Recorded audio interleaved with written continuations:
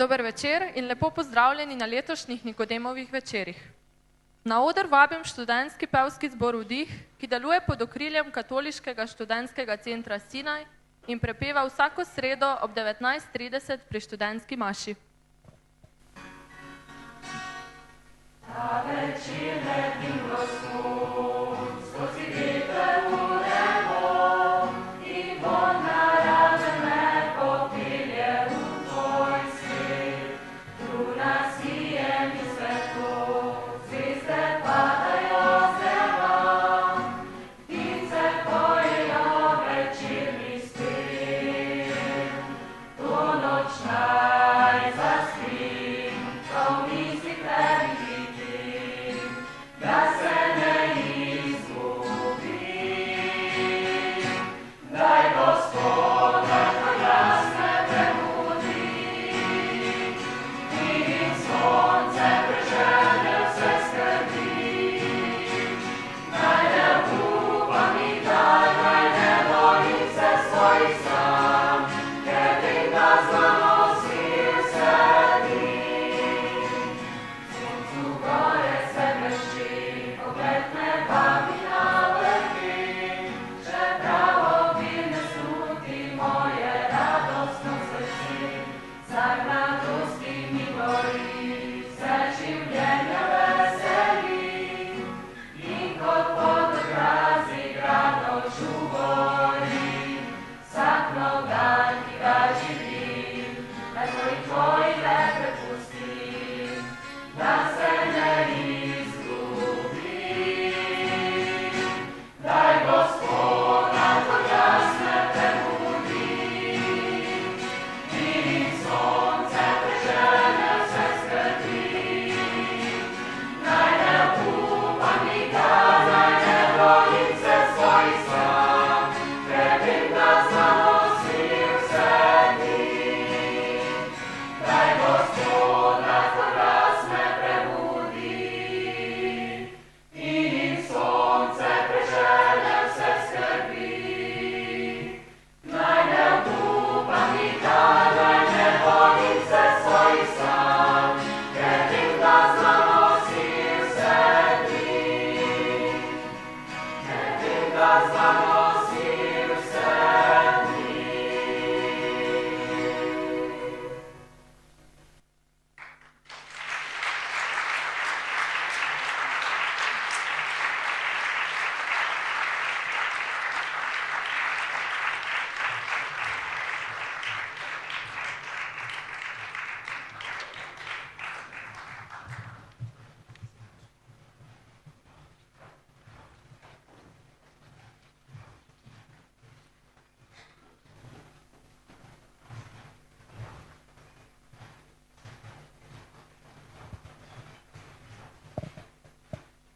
Hvala Vdihu za ubrano petje. Včeraj smo se pogovarjali o duhovnem izkustvu. Gostje so povedali, da je stik z naravo lahko prvi primer duhovnega izkustva. Vsako duhovno izkustvo nosi v sebi angelske glasove. Tudi povsem vsakdanje stvari, kot so spanje, hranjenje, dihanje, nosijo odsev Boga. Vprašanje je samo, če se tega zavedamo, se vključimo v duhovno življenje, pričakujemo ekstaze in preprosta življenjska izkustva gredo mimo nas, ker se nam zdijo samoumevna, pa vendar govorijo o stvarniku. Naslov nocojšnjega večera pa je duhovnik kot človek. Najprej k besedi vabim moderatorko večera Ireno Plahuta. Prosim, zaploskajte ji.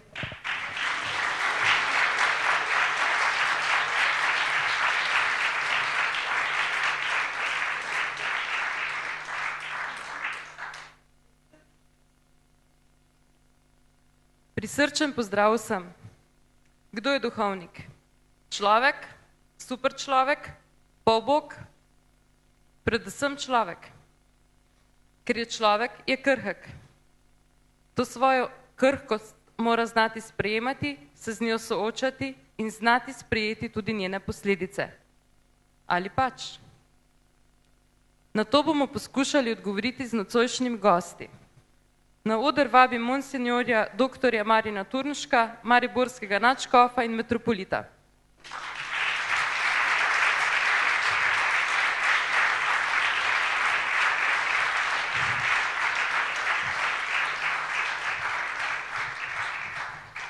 Doktor Turnšek, za začetek vam bom postavila eno uvodno vprašanje. Kateri letni čas vam je najljubši? Tisti, v katerem živim. Odlično.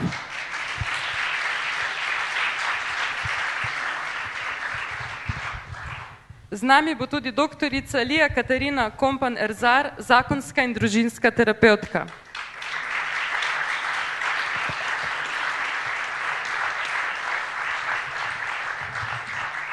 Doktor Erzarjeva, če bi imeli neomejene zaloge denarja in časa, kam bi si želeli odpotovati?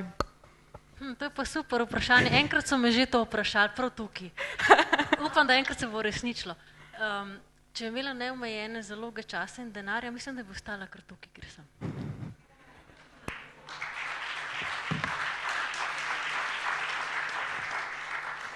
Z nami bo tudi gospod Peter Leskovar, župnik v Zrečah in soupravitelj župnije Stranice.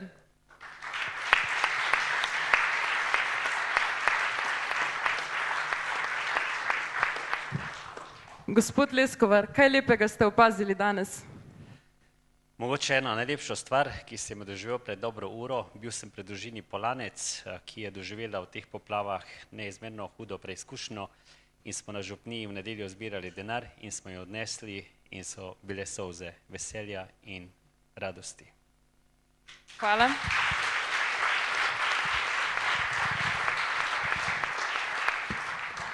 Naš gost je tudi dr. Andrej Saje, cerkveni pravnik in tajnik Slovenske škofovske konference.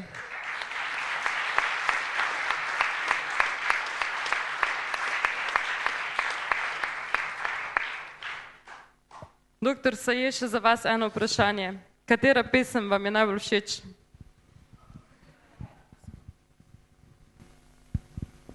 Katera pesem je všeč?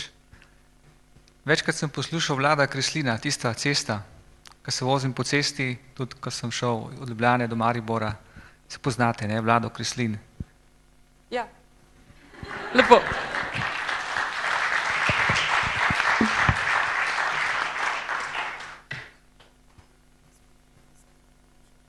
Torej, začeli bomo z našo okroglo mizo in prvo vprašanje za naše duhovnike je, ali ste srečni duhovniki? Doktor Turnšek.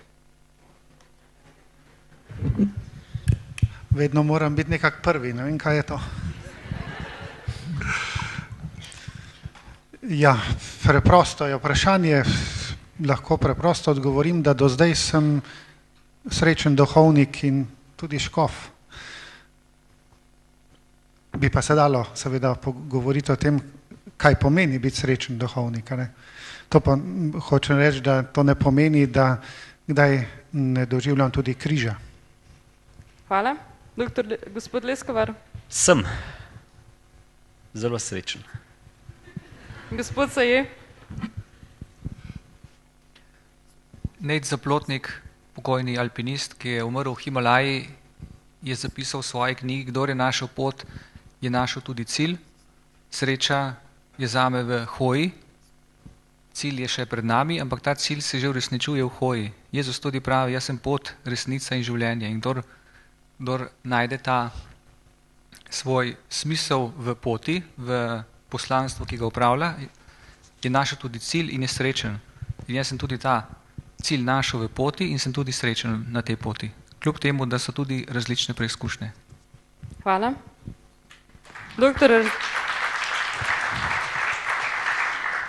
Doktor Erzarjeva, kako gledate na duhovnika? V čem je za vas kot katoličanko pomemben?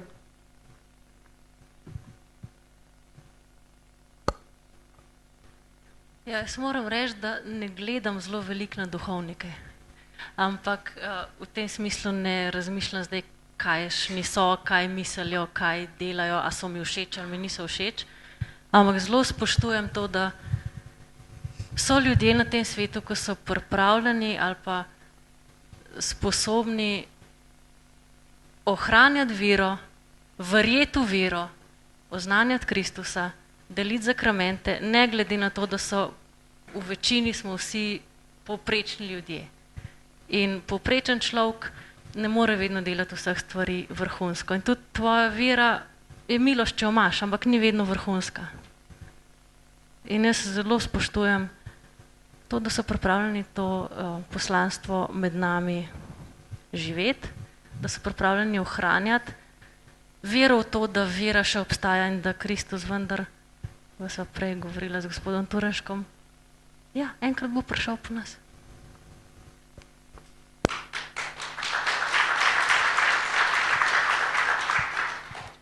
Doktor Turnšek, v čem se duhovništvo razlikuje od drugih poklicanosti?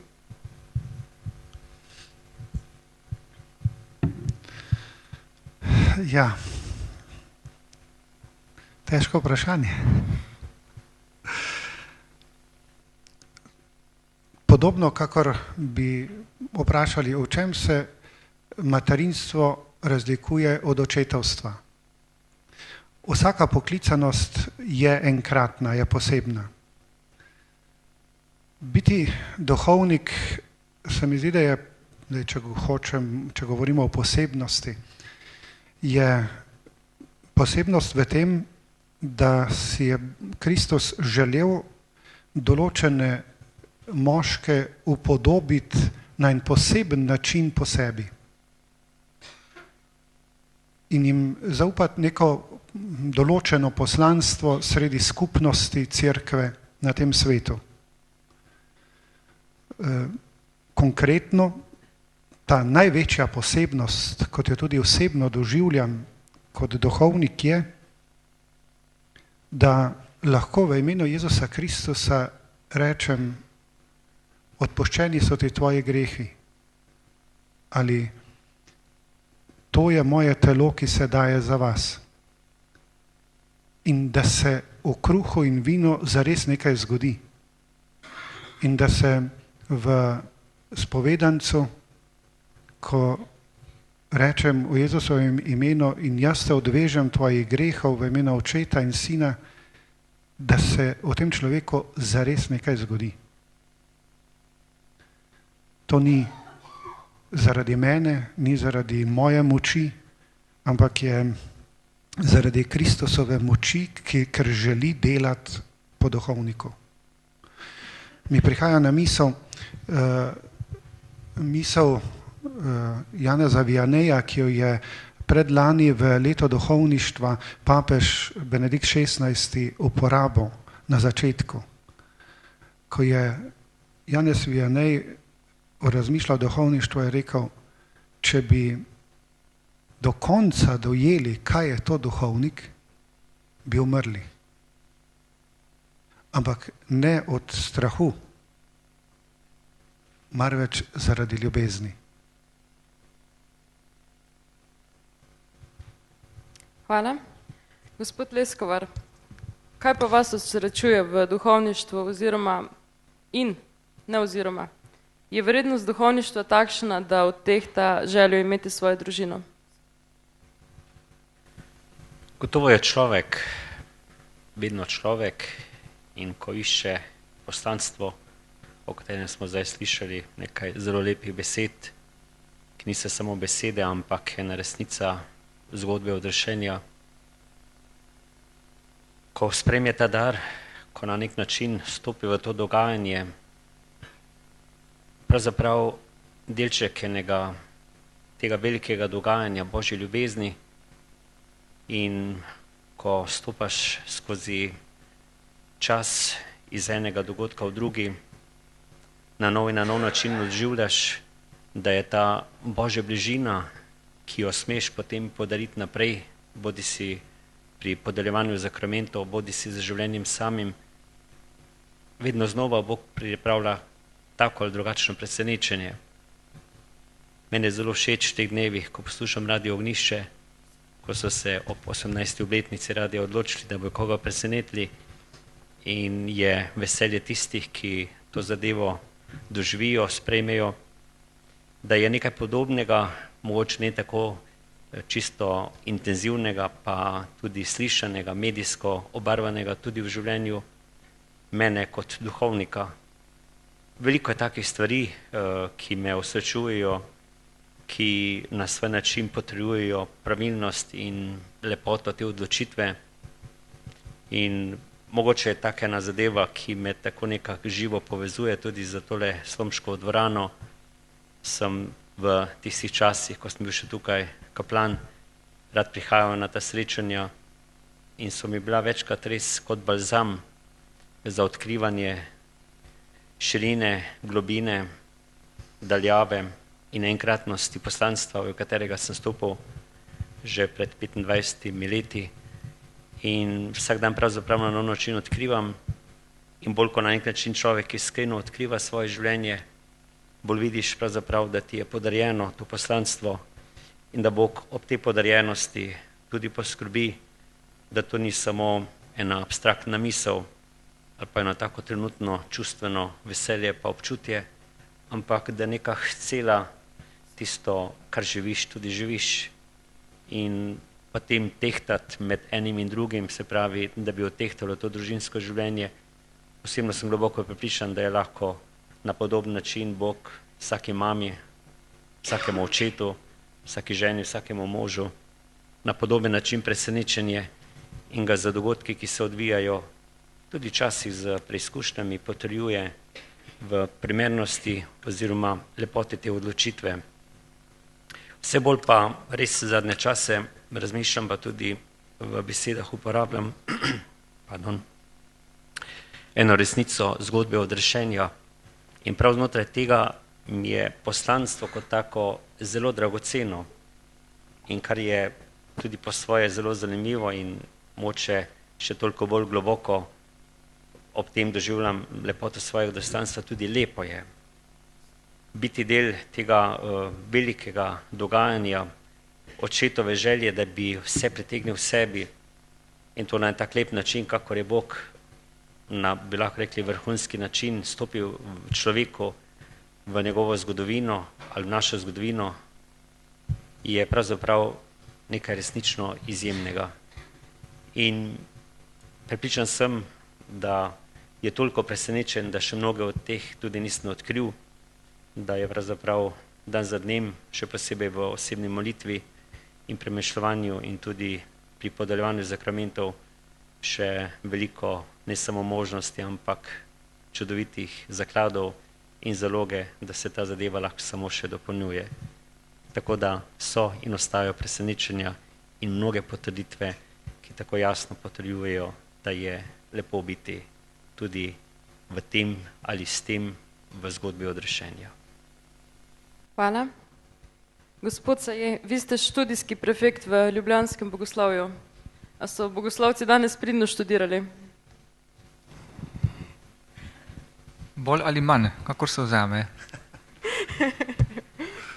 Bogoslovci so tudi vzeti izmed ljudi, tako kot se pravi za duhovnike pri posvečenju in bodo postavljeni za ljudi kot duhovniki. Imajo vse sorte vrline, kreposti, tudi pomanjkljivosti, tako da se vsakodnevno borimo, se trudimo, vztrajamo, pogovarjamo in gremo naprej.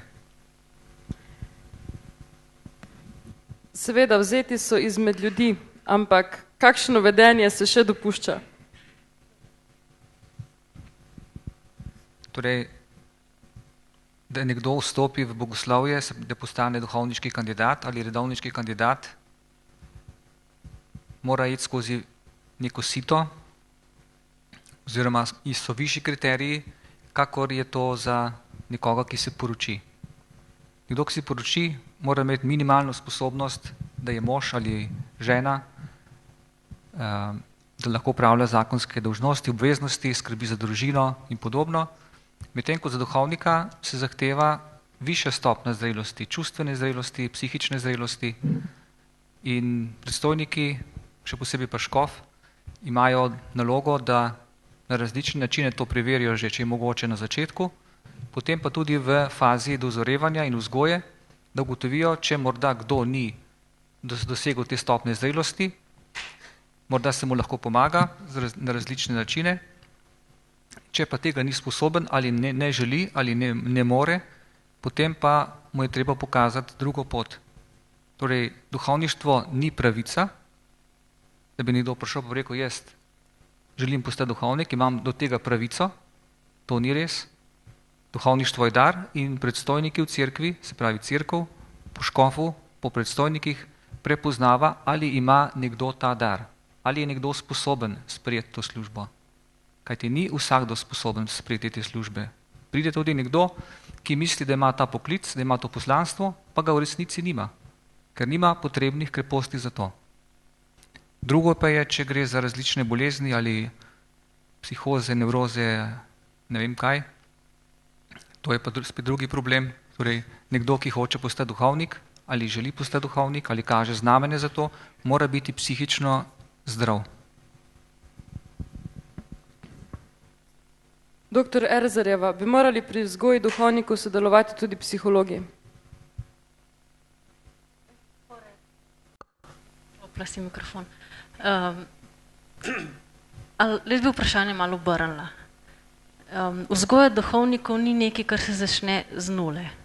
Duhovnik je že, oziroma en fant, ki vstopi na fakulteto ali konča srednjo šolo in se odloči za bogoslovje, je v bistvu že formiran človek, v veliki meri. Zato začeti takrat govoriti, zdaj ga bomo pa vzgojili duhovnika, pa duhovnika ga je vzgojila mama, pa oče, pa malo Božje milosti, ne? V to, da bo začel postati duhovnik. Jaz mislim, da duhovniški poklic raste v eni družini skozi neki generaciji. In en otrok se v tem začuti, mu je dano to začutiti in utelesiti. In to ni stvar vzgoje odraslega fanta, ampak je ena milost, ki je bila dana tej družini, ali pa eno odrešenje, ki je bilo dano tej družini, ali pa ena pokora, ki je bila dana tej družini, kakor družina to sprejme. In ta fant je prišel iz družine in ta družina ga je pripravila in s to družino bo on živel tudi naprej. In svojo notranjost, svojim načinom čustvovanja, doživljanja, razmišljanja, vzpostavljanja odnosov in vere, konec konca, kako bo razumel, kako bo Kristus lahko do njega prišel, kako bo on si razlagal svojo vero. To je stvar, ki je že narejena takrat. In na nek način, če mi razumemo psihologa kot nekoga, ki spoštuje to, bomo rekla, notranjost vsakega posameznika, bi mi vsi rabili psihologa ob sebi ves čas. Ni pa to ena stvar, ko bi lahko rekel, ja, zdaj pa prej bogoslove, zdaj pa psihologa, psihiatra, 3 doktorje, eno, ne vem, snažilko, kuharco, varuhinjo in bomo šli naprej. Ne, to so ljudje, ki jaz mislim, eni formaciji do končnega poklica ali pa do zaobljub lahko razumejo v kontekstu, kjer živijo, na fakulteti, kjer študirajo, med sobrati, med predstojniki, s katerimi so v stiku, lahko začnejo spoznavati sebe na dovolj globok način, da bojo sprejemali izzive svoje poti. Ne moreš pa narediti duhovnika kar tako iznač. Ne, da bi upošteval to, da je že narejen. Hvala. Samo še eno pojasnilo v zvezi s tem. V nekaterih primerih tudi v semenišču prosimo za sodelovanje psihologe ali zdravnike, če je za to potreba, če se za to pokaže primer. Drugače je pa tako, da, kot je rekla gospa, vsi na nek način zorimo in vsi pravzaprav potrebujemo pomoč. Zorimo tako tudi, da se brusimo drug ob drugem. Tudi v semenišču je tako. Tudi med nami duhovniki. Tudi med nami duhovniki tako, da pravzaprav se duhovnik, če tako rečem, narekovajo, naredi šele z leti. Semenišče in fakulteta, to je tisti minimum, ko dobi osnovno znanje in osnovne veščine, da postane kaplan, pa potem župnik, potem pa z leti se brusi in naredi. Doktor Turnšek, morda še vi kakšno pripombo na to? Ja, za vsem se strinjam, kar je bilo rečeno. Lahko mogoče dodam tako tudi svoje izkušnje kot rektor bogoslovja, ko sem bil 12 let tu v Mariboru. Tudi jaz osebno sem prepričan, da se ne začne duhovniški poklic, ko fant stopi v bogoslovje.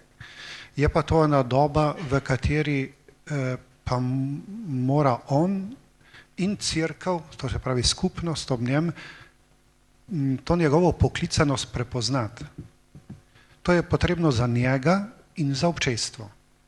Ker če je človek sam prepuščen samemu sebi, ohranja po eni strani lahko neko negotovost o svoji poklicanosti, celo življenje, ali pa neko lažno prepričanost, da je poklican. Oboje poznamo, tako v cerkvi, kako tudi drugod po svetu. In eno takšno obdobje življenja v takšni ali drugačni obliki formacijske skupnosti, ki tega poklicanega v nekem trenutku sprejme in ga nekaj časa spremlja, je nujno potrebna. Pravim še enkrat, za oba dva, tako za poklicanega, kakor za občestvo, kateremu se želi dati kot služabnik. Da pa, seveda, to pa poteka dejansko tako, kakor v družini. Skoraj ne gre drugače, v smislu, da poteka preko odnosov. To ne poteka na način nekega akademskega dogajanja ali še manj elektronskega ali kako drugače, ampak preko medsebojnih odnosov in preko spoznavanja življenja in dela duhovnika, čisto konkretno na župnijah in odnosov tam mlad človek oziroma ta poklicani lahko skupaj s predstojniki prepoznava resničnost svoje poklicanosti in potem, ko jo prepozna, tudi da jo vzgaja, da ta poklicanost raste naprej ali drugače rečeno, da zori. Tu je kar nekaj bogoslovcev, bivših, zdajšnjih duhovnikov, ki smo to dajali skupaj skozi, pa lahko vsi rečemo, da je to po eni strani zelo lepo obdobje, po drugi strani tudi zelo težko obdobje. Ampak ni to nič narobe, nasprotno, temu je to namenjeno in res pa je, moja izkušnja je, da v času, ko sem jaz stopil v bogoslovje, smo že marsikaj nekako predelali ali predelali že prej. Bodi si doma v družini, bodi si v življenju župnijske skupnosti, ker je bilo versko življenje pač drugačno, bolj javno, bolj prisotno. Danes pa prihajajo v bogoslovje fantje z manj neke cerkvenosti, neke izkušnje cerkve. Tako, dejansko prihajajo kot otroci tega sveta z vsemi temi možnostmi, ki jih današnji svet nudi. Zato se mi zdi, da je še toliko bolj potrebno potem to soočenje, to življenje, ta interakcija različnih odnosov znotraj bogoslovja, da se poklic prečisti in zori. Hvala. Zopet vprašanje za vse vas tri. Pričakujejo ljudje od vas popolnost, vas idealizirajo in ali je pričakovati popolnost prav? Doktor Saje.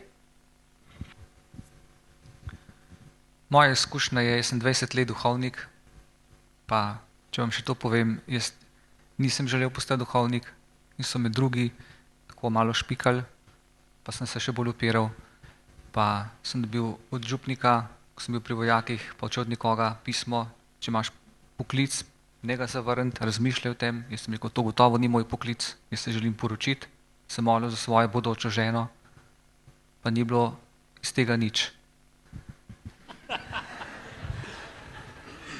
Naprimer, jaz sem se temu upiral, še ko sem prišel v semenišče, mi je rekel rektor, ti si se upiral Božjemu klicu, je rekel.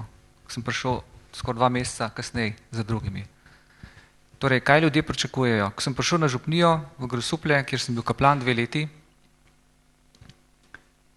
sem videl, najprej sem mislil, da moram ne vem kaj povedati, učene stvari, pridige, teološko, pravilno izoblikovanje in vse. Pa sem pa videl, da se ljudje dolgočasijo, otroci binglajo z rokami pri vreku, so roke dvigali, pa sem mislil, boh ve, kaj bodo pametnega vprašali, so rekli, a gremo lahko domov. Sem videl, da pravzaprav neka visoka teologija sploh ni v vprašanje, sploh noben tega ne pričakuje. Ljudje pričakujejo normalnega človeka. Najprej pogledajo, pridejo pogledati takole prvi dan, ko pride kaplan v župnijo, polna cerkev, Grosuplje je bila župnija, kjer je imela skoraj 600 otrok pri vreku. Jaz sem jih sam učil 350. In mnogi so prišli s Filipca pogledati, da vidimo, kako kaplan zgleda. Ali je normalen, ali se da z njim pogovarjati, ali nas čuti, ali je pripravljen poslušati. In to je tisto, kar je bistveno. Sem šel enkrat peš na pošto, šel sem velikrat peš čez Grosuplje, 10 minut do pošte in me sreča en gospod, ki mu 5 ali 6 otrok, pa ženo, ki je zbolela za rakom, pa se razveseli, pa pravi, hvala Bogu, da še kakšen župnik gre peš, da ga lahko srečamo. Ker se vsi samo z avti vozimo ali voste in sva se pogovarjala skoraj 1 uro na cesti. Torej, ljudje pričakujejo absolutno nepopolnega duhovnika, pričakujejo odprtega, preprostega, ponižnega, če tako rečem, normalnega duhovnika, ki je pripravljen poslušati, biti pozoren, ki je do vseh približno enak, ki ne dela razlik, ki je, bom rekel, tudi odprt do drugačnih, ki niso verni. Tudi ti ljudje so tisti, v katerem naše oznanilo naj bi šlo. Tako da naše poslanstvo je veliko in je res največ je odvisno od tega, ali si odpremo ali zapremo pot z osebnim odnosom. Osebni odnos je bistvena stvar. Če smo zadrti ali nedostopni, potem tudi veselo oznanilo ne pride do ljudi, ker enostavno ne pridejo k nam.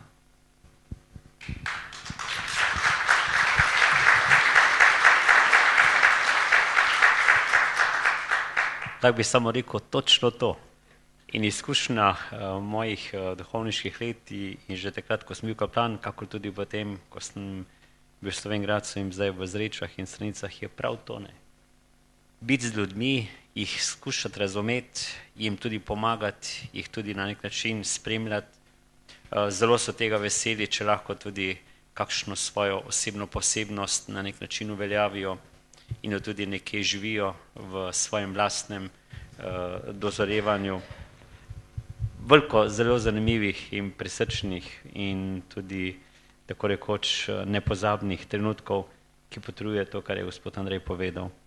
Mogoče taka ena zanimivost, malo po tistem, ko sem bil v Zrečah, so imeli tam zanimiv Čevapčič partine, Čevapčič rock, pardon. In seveda so imeli zelo glasno muziko in razne druge stvari, je pa bila cerkev zelo blizu in sem šel potem tako malo iz enega občutka varnosti tudi okoli cerkve, da vidim, ker se mi je zdelo, da je vendarle nekateri, ker tako malo bolj tema tam, se nekateri tam zadržujejo in kaj le delajo, ne, da ne bo kdo obležal, pa če treba kakega zdravnika ali kaj drugega poklicati, pač malo hica. In potem seveda, evo pa snih najdu, ne. So rekli, sem kar šel, bomo kar šli. Jaz pa kar za njimi. Pa so pa le dol pogruntali, da sem duhovnik, ne. In so začeli govoriti, a ti si župnik? Sem rekel, ja, nekaj takega. In je bilo prav zanimivo, kako so se potem začeli odpirati, se pogovarjati. Hočem reči, ne, da še malo na nek način stopiš korak bliže k njim, da so že ta pravzaprav mali detaljček jasno kaže, kako so veseli, kako radi tudi delček tistega, kar slišijo po medijih, preverijo, ne. So mi taka vprašanja postavljali, ne, kljub temu, da so imeli rok zraven, pa še čevapčiče, pa tudi kako pivo, ne, ampak očitno jih je to še bolj nekako zainteresiralo, da so upali kakšna vprašanja postaviti, ki jih sicer ne bi, ne. In je bil tisti večer prav zanimiv, ne. In moram reči, da je takih in podobnih srečanj veliko, ki potrjujejo, kar je gospod Andrej rekel, ne.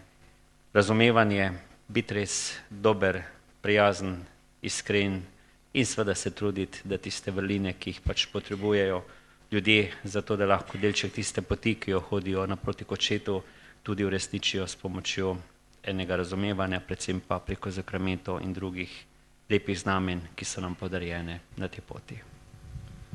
Če še jaz odgovorim na direktno vprašanje, so ljudje od mene pričakovali, da bom popoln, iskreno priznam, da nisem nikoli doživel, da bi ljudje od mene pričakovali, da bi bil popoln. Nasprotno, tako sem imel občutek, da se jim je vedno zdelo fajn, kadar so videli, da nisem popoln. In da je to prej odprlo vrata med nami ali pa nek dialog med nami, kakor pa takrat, kadar sem morda celo sam poskušal biti popoln, ne, pa tako ni gratalo. Hvala. Doktor Rezarjeva, Kaj pomeni, da je človek krhek, da je šibek? In ali lahko tudi šibek človek postane duhovnik? Saj drugih ni, drugih ljudi ni, hočem reči. To, da je človek šibek ali pa krhek, ne pomeni, da je psihično bolan ali pa fizično bolan ali pa da je z njim nekaj narobe, ampak da se zaveda svojega telesa, svojih temeljnih potreb, svoje ranljivosti v odnosih, ker mi, zato so psihologi najbolj, ali pa smo najbolj uporabni, da poskušamo nekako sami razumeti, pa tudi drugim omogočati, da bi razumeli, da v najboljšem odnosu imaš samo 50%, ne 51, pa ima drug 49. Pol. In to je največja ranljivost, ko ljudje lahko izkusimo. Pomeni, tudi ko jaz naredim, imam občutek, da naredim 300%, v najboljšem primeru je to 50. Pomeni, radikalno smo odvisni od tega, kaj bo naredil drugi. Lahko pride nasproti, lahko ne.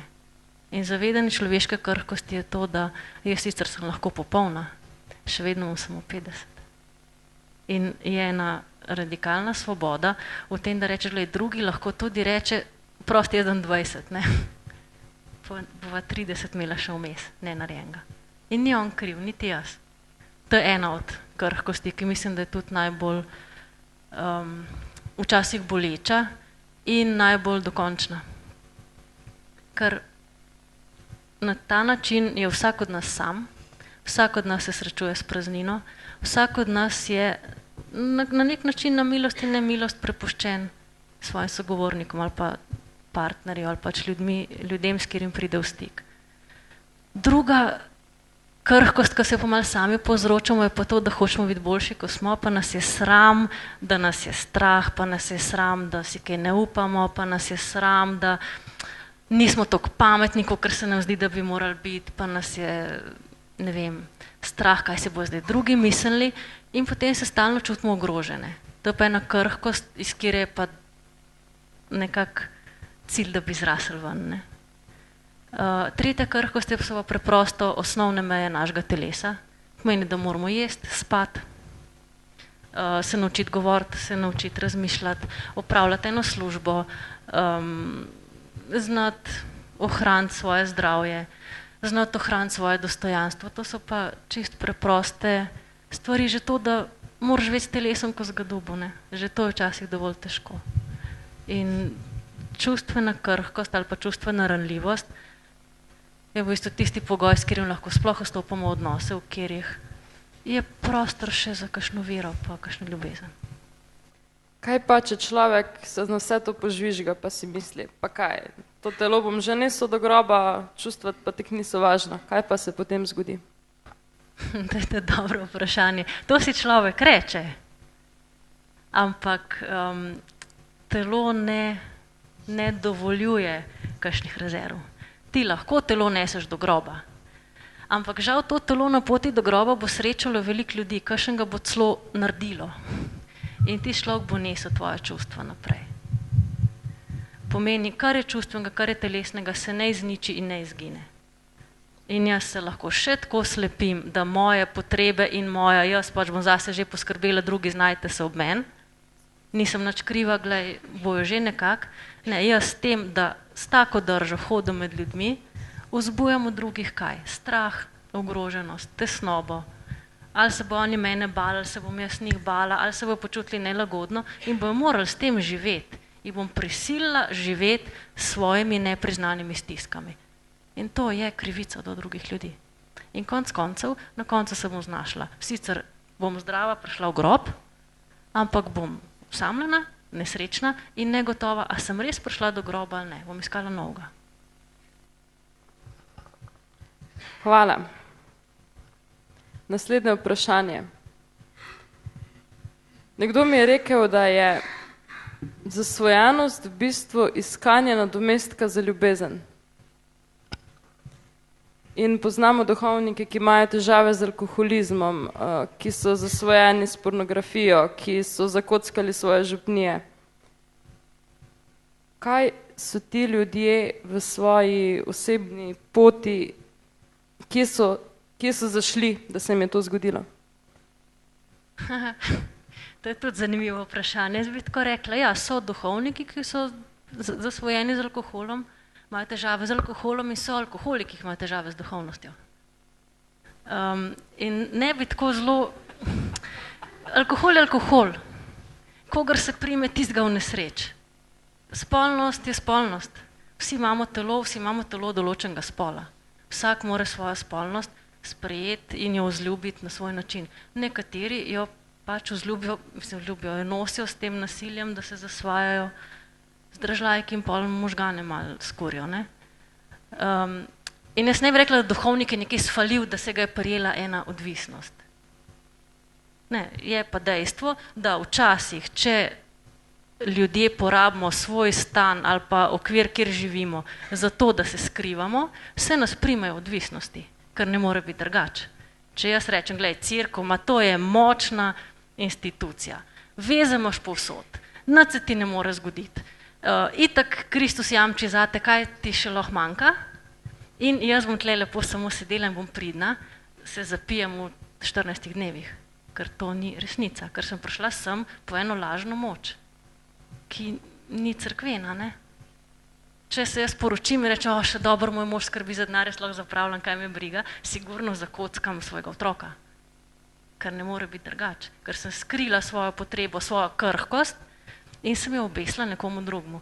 In odvisnosti, noben ni imun na odvisnosti in noben ni tako odrešen tega, da ne bi postal odvisen. In zdaj reči, duhovnik je nekje sfalil, drugače pa ne bi zapil. Vsak dan lahko sfali. Vsak od nas vsak dan lahko sfali. In odvisnost je ena hudo nalezljiva bolezen, je virus, ki je stalno prisoten in se te prime točno tam, kjer ti svojo krhkost zanikaš. Jaz mislim, da vsak človek, ki zanika svojo krhkost, se z nečim zasvoji in to zelo hitro. Če ne drugače, bo pa gnal bližnje okoli sebe.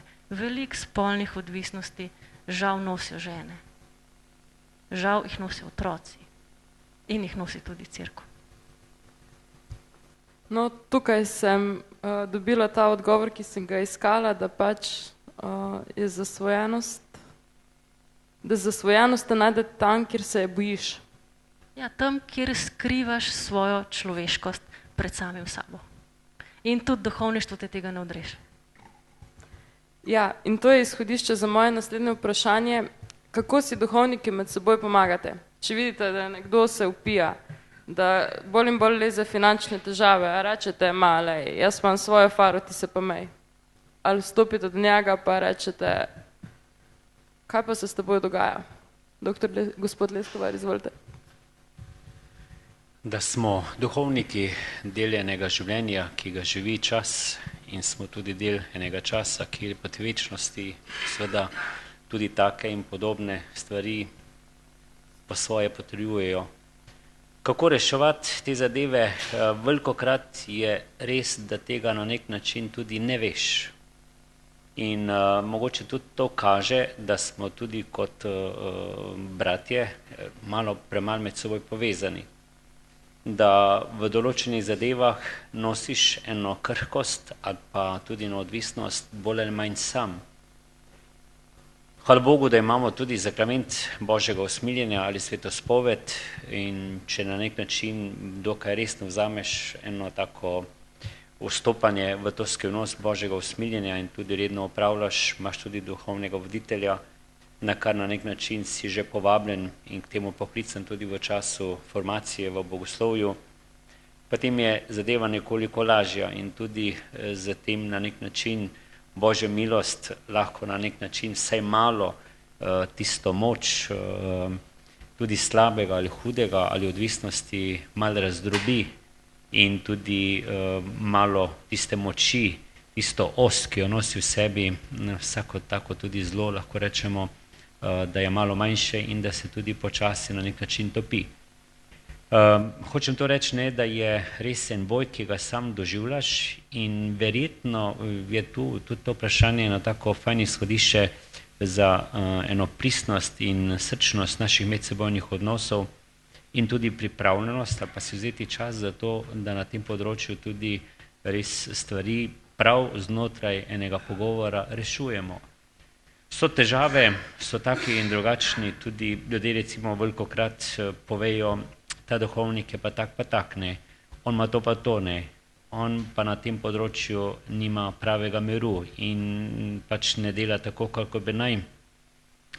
In je včasih moče prav kot enemu bratu v duhovništvu težko k takemu stopiti, pa mu tudi kaj reči, ker ga imaš pa skozi neke druge luči. Velikokrat se tudi opaža, da so to domneve ljudi, da na nek način pač nekje slutijo, da naj bi bilo in to pravzaprav kot slutnjo nekomu povejo in ta slutna potem preleste postane tudi ena resničnost v enem pogovoru med ljudmi in da se tudi včasih več pove, kakor tudi je.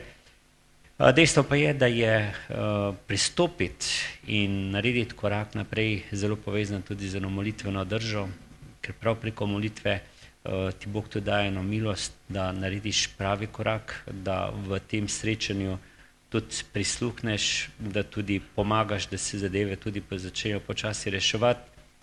Je pa seveda to delo ne samo enega duhovnika, ki na nek način to ve, ampak to na nek način vabi k večji povezanosti, večji iskrenosti in še mnogih takih zadevah, ki so ključnega pomena, da se neka določena krhkost tudi pod svoje spreminja oziroma da se tudi ozdravi.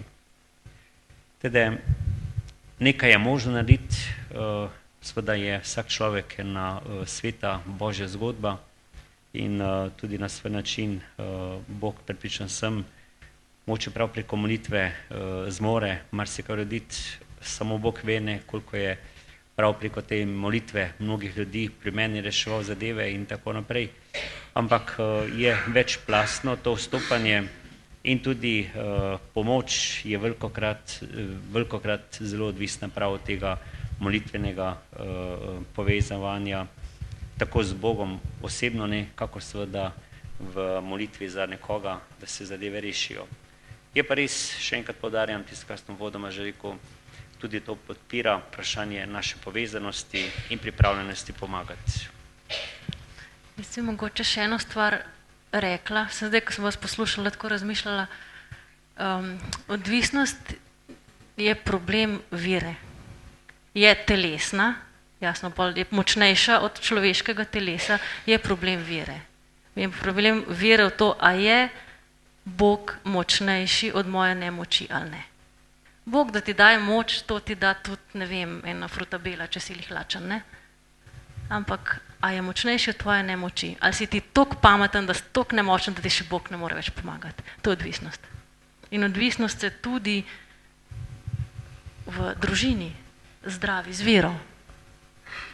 Ne z voljo samo, ne? Če hočeš, da odvisnik premaga svojo odvisnost, bo moral priti do vere, ali če ne bo padel nazaj. In bo moral verjeti, da je Bog močnejši od njegove krhkosti in njegove nemoči, da je lahko še bolj nemočen, kot je on.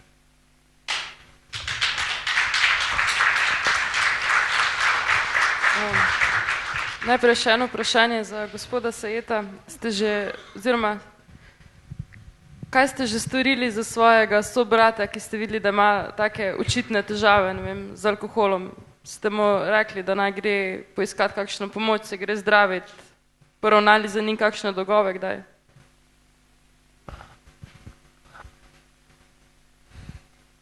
Težko vprašanje. Tako se počutim, kot bi bil na izpitu. Torej, to je zelo resna tema. Jaz sem imel nekoga, ki je bil moj kolega, ki je bil odvisnik od alkohola in je žal že umrl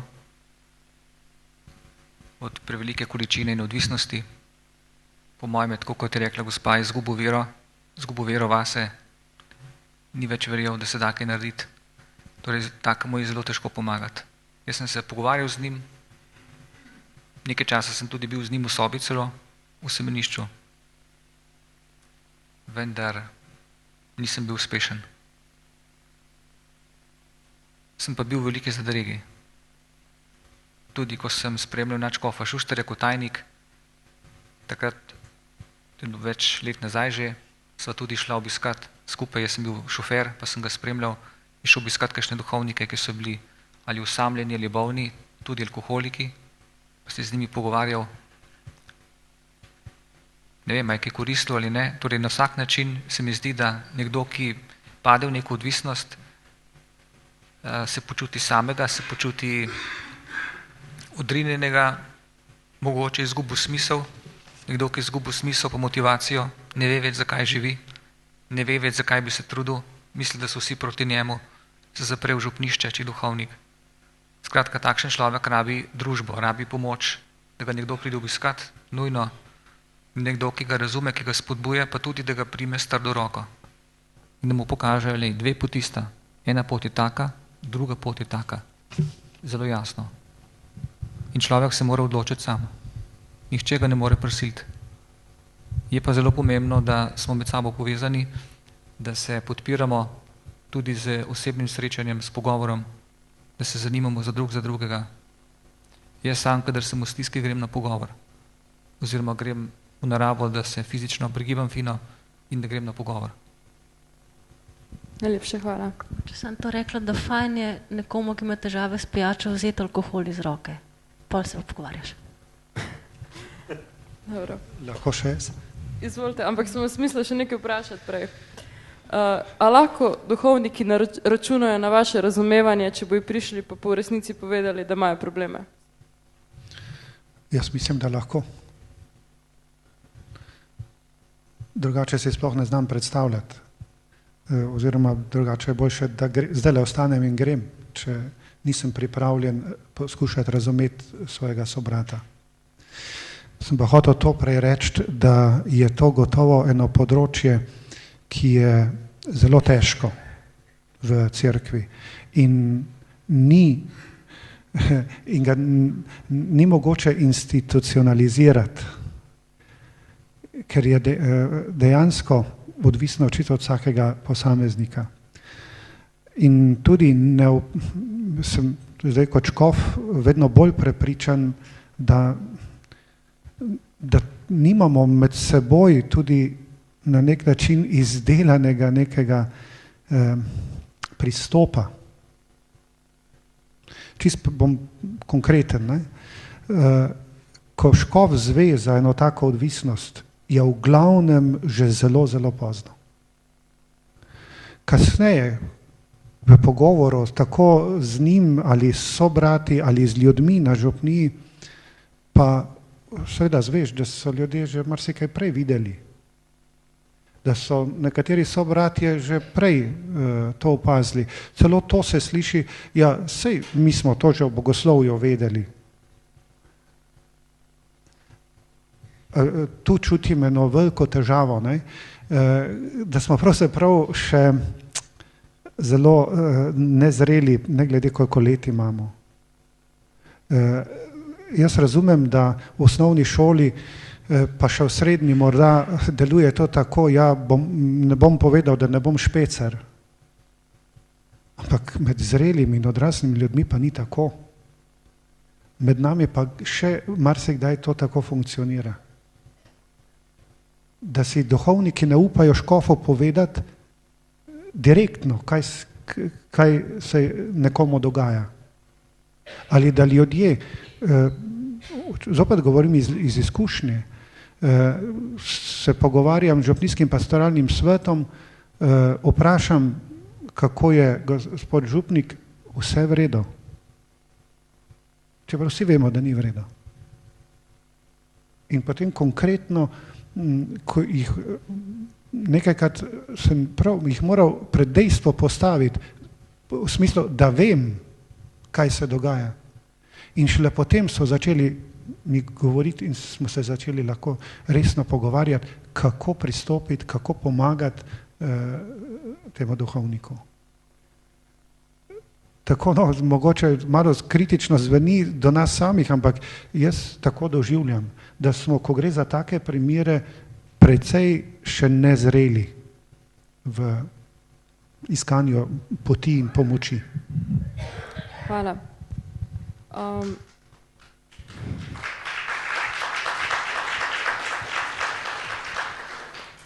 Doktor Rezarjeva je prej rekla, da pač svoje telo pusti posledice, če ne drugo, ali pa naredi otroka. Kaj pa, če se ta otrok zgodi duhovniku? Koliko otrok duhovnikov je po vašem mnenju oziroma po oceni, doktor Saje? Koliko otrok je duhovniških? Ja. Nisem prerok, ne sem preroka, tako da do tega ne raziskujem. Ampak, tako bom rekel, tudi to, če ima duhovnik otroka, da se to zgodi, tudi to je človeško. In jaz mislim, da tudi ljudje, če se to zgodi po neki, bom rekel, ljudje to sprejmejo tudi. Poznam en primer duhovnika, ki ima otroka in je v župniji, so vsi vedeli za to in so to sprejeli. En primer je celo v neki škofiji na drugem koncu, ko so prišli k škofu, verniki, ki je prestavil župnika oziroma je mogel iti, ker je imel razmerje z eno žensko in so rekli, dajte nam nazaj unga župnika. Pa on ne more biti več, je rekel škof, ker je pač se bo poročil oziroma se je že poročil. So rekli, se ni važno, ne pride nazaj, on je bil dober duhovnik. Taki zdaj nismo z njim zadovoljni. Torej, če ima duhovnik otroka, je za njega dolžan poskrbeti po naravnem pravu. Cerkev je, bom rekel, potem naknadno vstopi s svojimi pravili. Po naravnem pravu nekdo, ki ima otroka, mora za njega po naravnem pravu poskrbeti. Kaj pa, če tega ne stori? Kam pa se lahko obrne otrok, ki ga oče ni priznal, pa je že umrl? To je težko vprašanje. To je zelo velika težava za otroka, če ni najde očeta oziroma če so ta razmerja starši neurejena. Na vsak način duhovnik se mora odločiti. Če ima otroka, se mora odločiti, ali bo mož in oče, ali bo ostal duhovnik. Ne more biti hkrati in župnik pri nas v latinski cerkvi, se pravi v katoliški cerkvi latinskega obreda, in hkrati živeti družinsko življenje. Imamo pa na vzhodu, recimo grko-katoliško cerkev v Ukrajini, kjer so katoliški duhovniki lahko poročeni, ampak se morajo poročiti pred mašniškim posvečenjem. Ima ta otrok sploh kakšno pravico oziroma a se lahko kam obrne? Je za njega kakšna možnost, da dobi dokaz, ja, to je bil moj oče, pokopanje tam pa tam? Ja, kot vsak človek ima on tudi pravico in mora imeti tudi možnost, da do te pravice pride.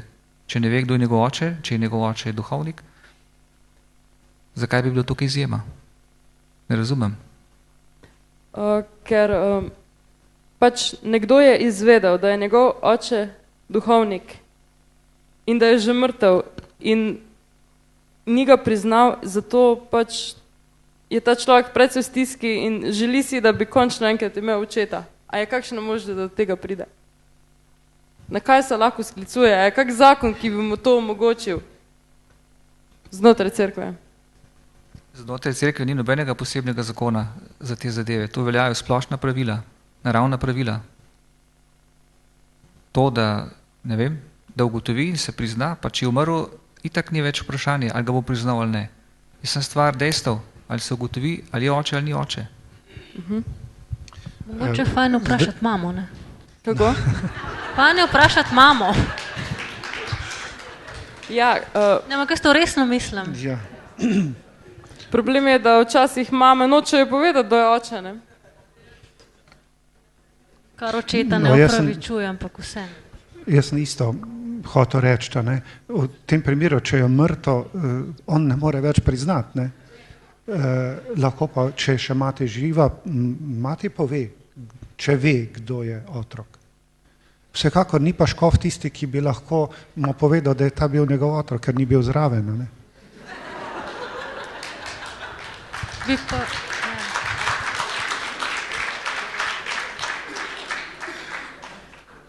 Jaz se mogoče tako zdaj malo zveni, to je ena huda bolečina. In jaz mislim, da temu otroku bi veliko pomenilo, ne vem, škofovo dovoljenje, glej, smeš na glas povedati, da je bil tvoj oče duhovnik. Ker tudi če je mrtev, če škof ve, sej ne gre za to. Se vsak otrok ima pravico pravimo, ne, nekako, da ima očeta in mamo. In ta pravica je pred vsemi drugimi pravicami. In mislim, da enemu takemu otroku, verjetno že odraslemu, bi veliko pomenilo eno sprejetje v cerkvi, da rečejo, glej, si otrok duhovnika ali pa tudi tisti, ko imajo še žive očete duhovnike, smeš ga objeti, smeš ga pozdraviti. Ni zdaj, ja veš, on je duhovnik, pusti ga pri miru, ni veš tvoj oče. Ne, je moj oče. Najprej ga objamem, pol naj bo pa duhovnik. V tem smislu se mi zdi, da je osnovna pravica, da otrok svojega očeta lahko v javnosti pozdrav, pogleda, objame ali pač mu da roko ali kakorkoli, da ga lahko tako narekovajih lastnini. Tudi, če je duhovnik. In tako je tudi dejansko, če hočete, mnenje cerkve je takšno, ne? Ni takšno, da ne bi smelo se to javno govoriti. Že gospod Saje je rekel, da je to po naravnem pravu. Ima otrok pravico vedeti, kdo je njegov oče. Sveda, smo pa ljudje različni in ima verjetno pa tudi mama lahko svojo pravico in svojo skrivnost, ki je ne želi nikomor izdati. Pravico ali ne pravico, skratka, je v takem stanju, da tega ni sposobna in zadrži zase. In tudi to je treba spoštovati. Drugače pa ne, da bi cerkev to preprečevala, da ne sme se to vedeti, da se ne sme na glas. Nasprotno, kot je bilo rečeno, duhovnik mora po naravnem pravu poskrbeti za svojega otroka, če ga ima. In ali duhovnik izgubi kakšne pravice oziroma pristojnosti, če svojega otroka prizna? Ne, če ga prizna, v cerkvi. V cerkvi ne izgubi nobenih pristojnosti s pogojem, da se je resnično odločil, da ne bo živel dvojnega življenja. Če pa želi oziroma tudi praktično potem živi dvojno življenje naprej, to pomeni, da tudi z materjo tega otroka ima še naprej razmerje kot mož in žena, potem pa mora imeti to posledice znotraj cerkve. Hvala. Doktor Razarjeva, kakšne posledice lahko pusti človeku novice, da je hči oziroma sin duhovnika, če privzamemo, da je na tem neka takšna stigma? Torej, zvedeti, da imaš očeta, ki ne sme biti tvoj oče, je itak boleča in traumatična stvar. Če si to zvedel, če si bil toliko star, da si to že razumel, pomeni, da vsa tista leta z njim nisi živel. In odraščati brez očeta je ravno tako stiska. Odraščati ob mami s skrivnostjo je ravno tako stiska.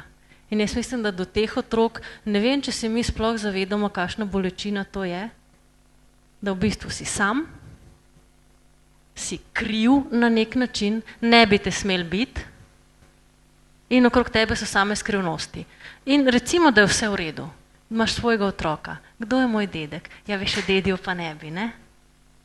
To je 2-3 generacije se to vleče. In se mi zdi, da je tukaj cerkev tista, ko bo morala to bolečino nositi, ne ti otroci. Meni cerkev se bo morala posloviti od teh duhovnikov, pa če jih zmanjka, ne pa, da morajo otroci poslavljati od svojih očetov. Mislim, da tukaj pa ni debate. Bolečina je. To je stvar, ki je bila narejena na impuls, ponavadi, ali je bila narejena iz ene nepriznane krhkosti in potreb, ali je bila narejena v enem dvojnem življenju, to ni običajen način. Tudi otroci, ki ne smejo vedeti, da je njihov oče, ne vem, en politik ali pa sosed ali pa poštar ali ne vem kdo, jim je ravno tako hudo. Ampak če v cerkvi vemo, glej, se borimo za pravico otrok do obeh staršev. Se borimo za pravico do naravnega spočetja otrok. A potem smo tle, ne vem, brezimni donatorji ali kaj. To ne gre. In če se pride do otroka, potem bo morala cerkev pač to bolečino vzeti reči, gledajte, 30% imamo očetov.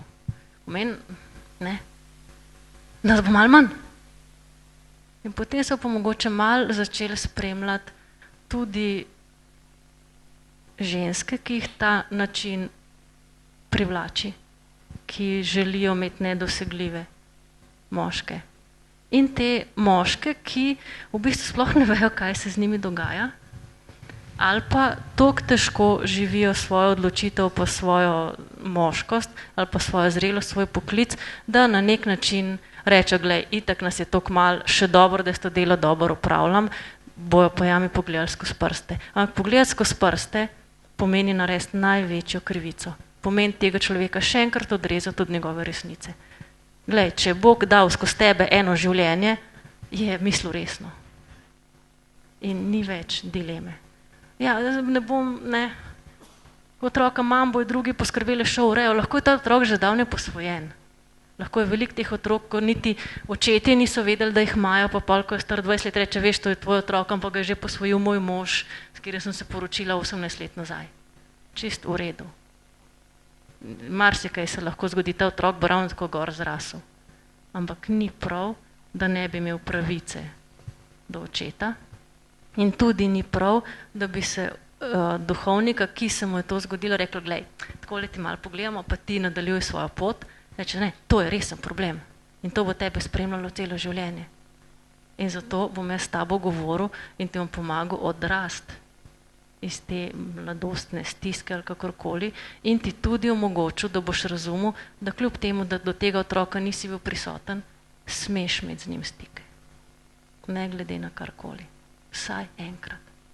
Da rečeš, glej, sem tvoj oče, sem vesel, da si odraščala ob temle očetu, ob tem moškem in ob tvoji mami, ker sta dobra človeka, ampak sam toliko, da veš, jaz bom pomolil za te.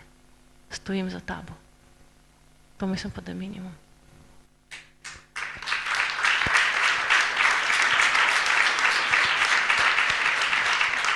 Gospod Leskovar, še imate morda vi kakšno pripombo na to temo? Ja, da je zadeva res del našega življenja in da se pravzaprav s tem srečujemo. Sicer menim osebno, da ni tak zadeva res razširjena, je pa pogovor o tem zelo dragocen. Predvsem za tega, da pridemo do neke večje odgovornosti tudi znotraj duhovniškega poklica.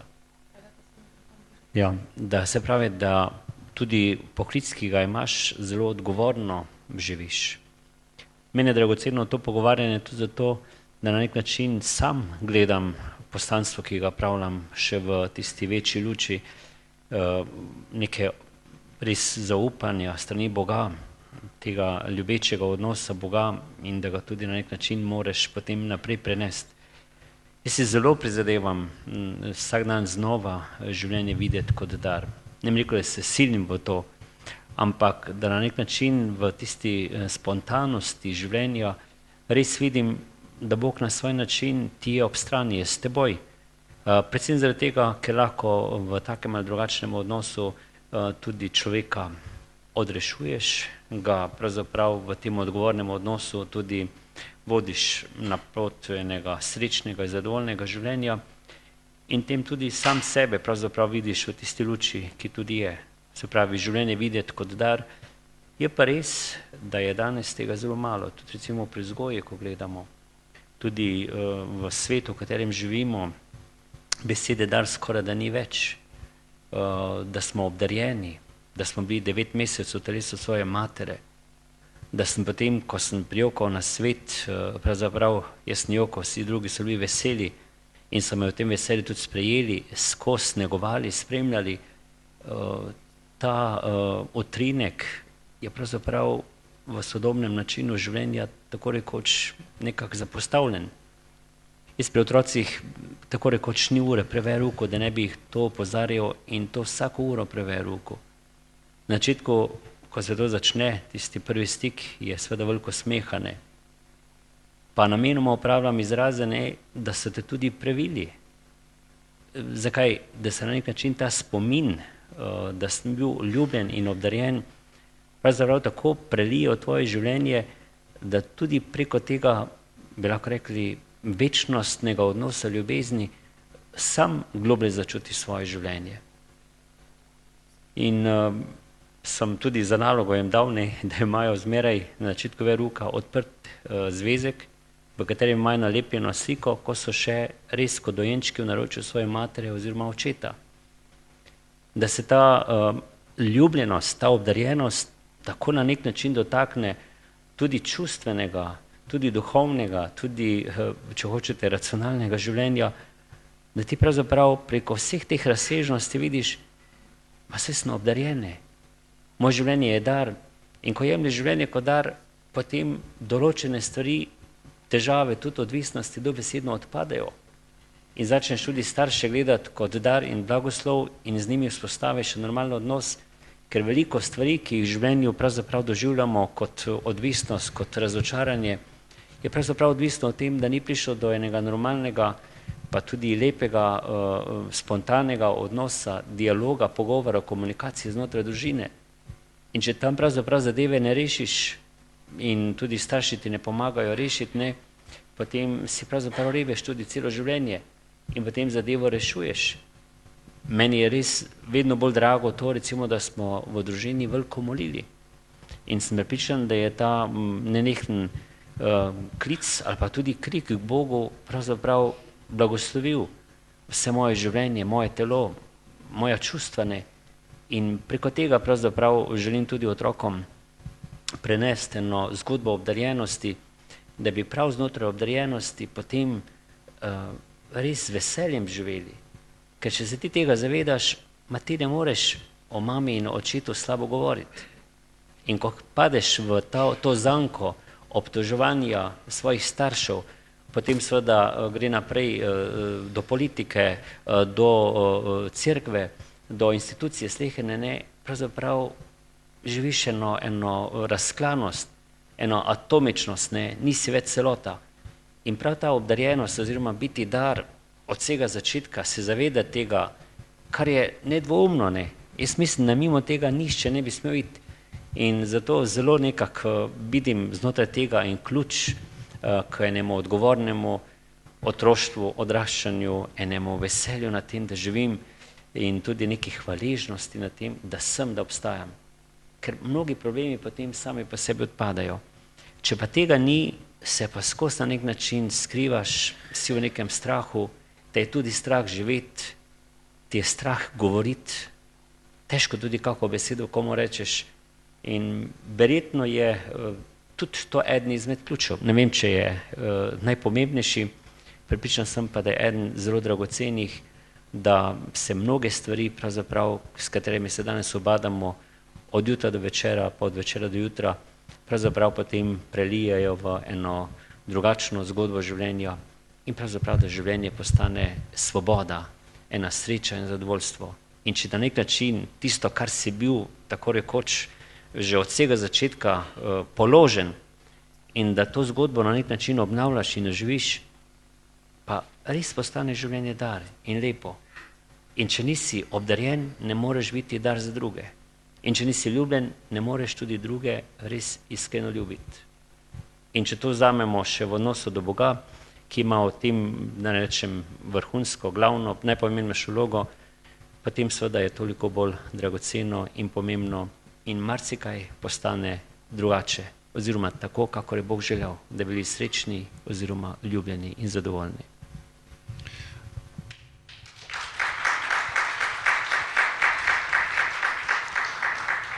Bi rad dodal k onemu prejšnjemu pravzaprav tonu. Ne bi rad, da bi ostal občutek, kakor da ima cerkev oziroma struktura, ali pa če hočete škofje, da imamo neko skrivno strategijo v primerih, ko pride do tega, da ima duhovnik otroka, to skrivati.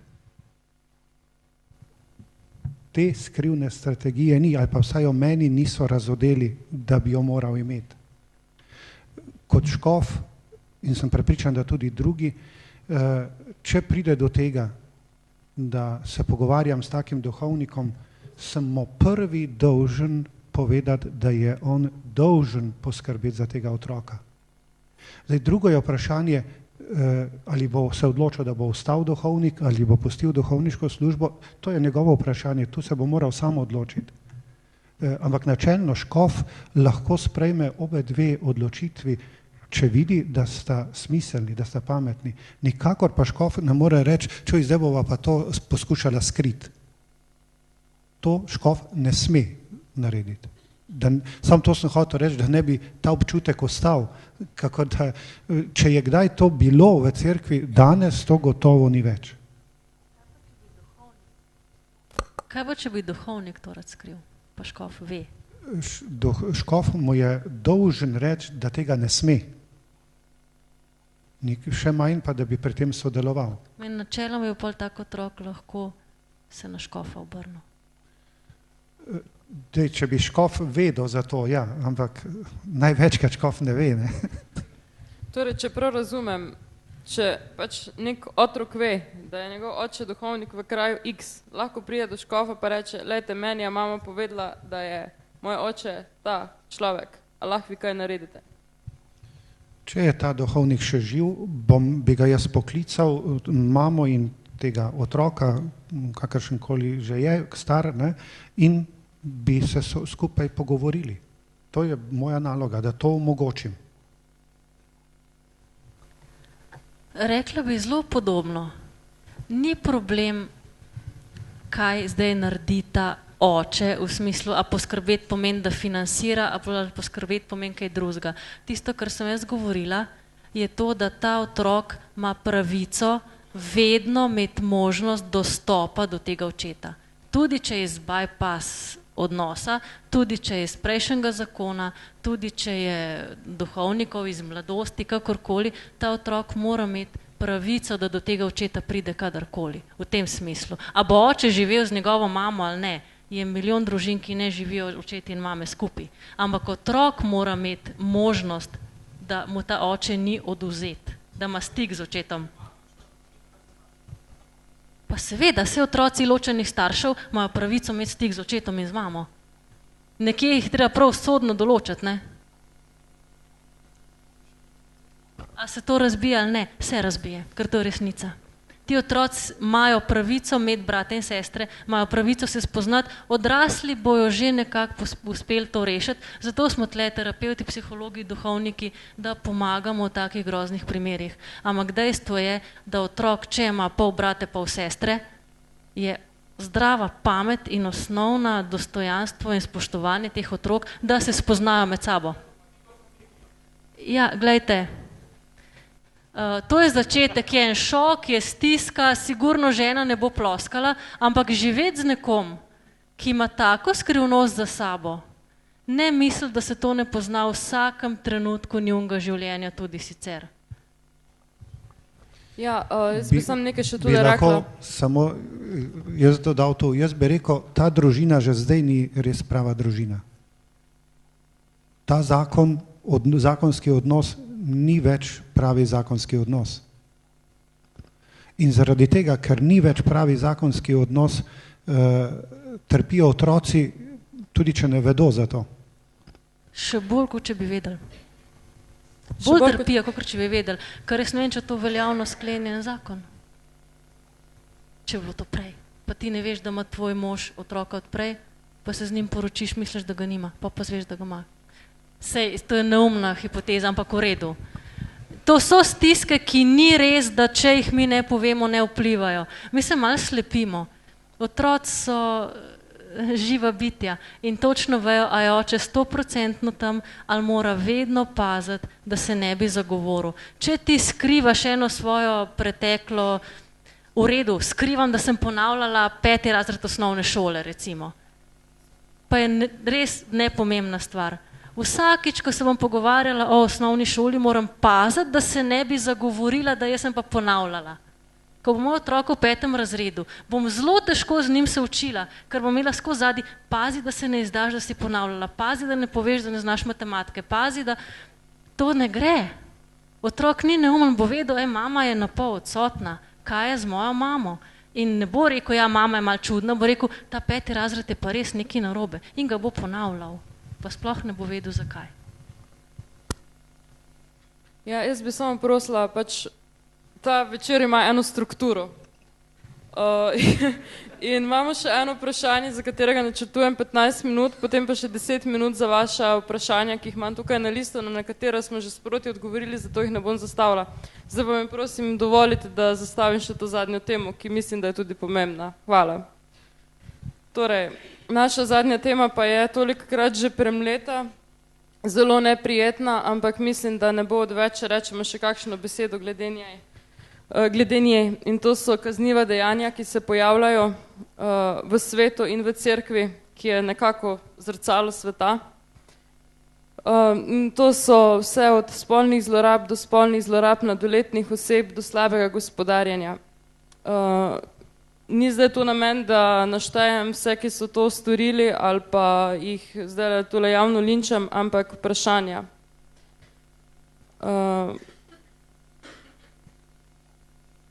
So finance po župnijah transparentne? Gospod Leskovar. Že kot otrok sem bil navajen zelo skromno in tudi, kar se denarja tiče, res tako transparentno življenje. In nekako se prav zaradi tega trudim, da bi vse tisto, kar na nek način se dobi, tudi pove. Tisti, ki ste tukaj, vidim nekateri iz Slovenj Gradca, dobro veste, da vsa leta, ko smo imeli župnijski list, smo tudi objavljali za vse darove, ki so prišli skupaj in so potem tudi tisti darovi bili za to in za to tudi porabljeni. Tako da zelo osebno se trudim za to, vse tudi želim za to narediti in kar se tega pri meni tiče, moram reči, da mi je zelo nekako drago, da ljudje ne bi nikdar imeli občutka, češ pri teh zadevi se je pa zgodila ena zadeva, ki se nam zdi čudna. Mogoče tako za ilustracijo, nedavno tega, zdaj ko sem na 2 župnijah, smo imeli skupni župnijski pastoralni svet in sem nekako izpostavil eno željo, ki mi je zelo nekako blizu, da bi recimo ali dekanija ali pa recimo vsaj manjša pastoralna enota imela določene tudi gospodarske zadeve skupne, kar pomeni, da bi nekdo skrbel, da bi se potem vse stvari, ki so v župniji, čim bolj dosledno popravljale, da bi v tej medsebojni vzajemnosti ene in druge župnije toliko bolj se zadeve lepo urejale. In so bili seveda v eni župniji, ker je denarja veliko več, pa je tudi nekaj na knjižnice, ne, v drugi pa nič oziroma celo nekaj manjka, nastala kar zaskrbljenost in se je kar širilo po župniji, zdaj bo pa novi župnik vse denar iz naše župnije vzel pa ga dal tja, ko ga rabijo. Hočem reči, da so ljudje na te stvari zelo izjemno občutljivi in prav zaradi tega se zelo trudim, da bi sleherni dar, ki je bil podarjen, tudi na nek način izpostavil kot dar, ki je za celotno skupnost, se pravi, da tista zadeva ostane pri njih in da sem tudi zaradi tega zelo dolžan pred Bogom, da to tisto, kar se dobi, da tam ostane, da se s tem ne izkorišča, okorišča kdorkoli in da je tudi na ta način to en tak blagoslov, če lahko rečem materialni blagoslov, da župnija lahko v mnogih stvarih, ki so pač potrebne za normalno delovanje, lepo in tudi primerno živi. Teda, kar se mene osebno tiče, lahko rečem, da se zelo trudim in da tudi Boga prosim za to milost, ker ni pa enostavno. Od tega, da ti marsikdaj manjka, da so tudi stvari, ki so povezane z čisto konkretnimi zadevami, pa naj bo od drv naprej elektrike, da pač nisi preveč razkošen pri tem, da narediš, kot se tem reče, ko rekel apostol Pavel, ne, da naredim stroške o znanjevanju oziroma evangeliju. Res Boga prosim za to milost, ker ni enostavno, ker je toliko še stvari, s katerimi se pač tudi tržno gospodarstvo ukvarja in pravzaprav točno veš, da ta ti bolj poceni to da, on ti to bolj poceni da. In sem včasih pravzaprav tudi zaradi tega, ker si v nekih drugih sferah nekoliko bolj pri teh zadevah manj, kot se tem reče, spreten, izučen, ampak na splošno rečeno, kratko rečeno, se zelo trudim in tudi Bogu hvala, da sem nekaj tega prijel že domači družini, da je lahko iz tega potem tudi naprej spontano in normalno živim. Hvala.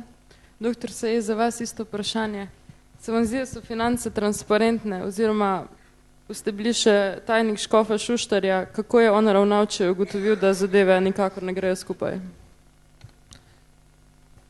Jaz sem med drugim tudi ekonom škofovske konference, gospod nadškof Turešek je podpredsednik škofovske konference in lahko tudi pove, da imamo vsako leto eno sejo, ki je posvečena finančnim vprašanjem, eno je pregled za nazaj, imamo strokovno računovodsko službo in davčno svetovanje, bolj rabimo računovodsko službo kot davčno svetovanje, ki naredi tudi vse te potrebne evidence, poročila za davčno upravo, IPES in podobno. Skratka, naše finance so do centa natančne. In jaz vam povem, da delo z financami je zame eno od težjih obveznosti, ki jih imam.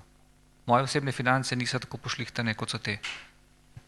Ker se čutim odgovornega, ker pri denarju je vedno tako, če niso stvari jasno zabeležene, je takoj sum, da sem recimo kaj poneveril ali pozabil ali ukradel ali ne vem kaj.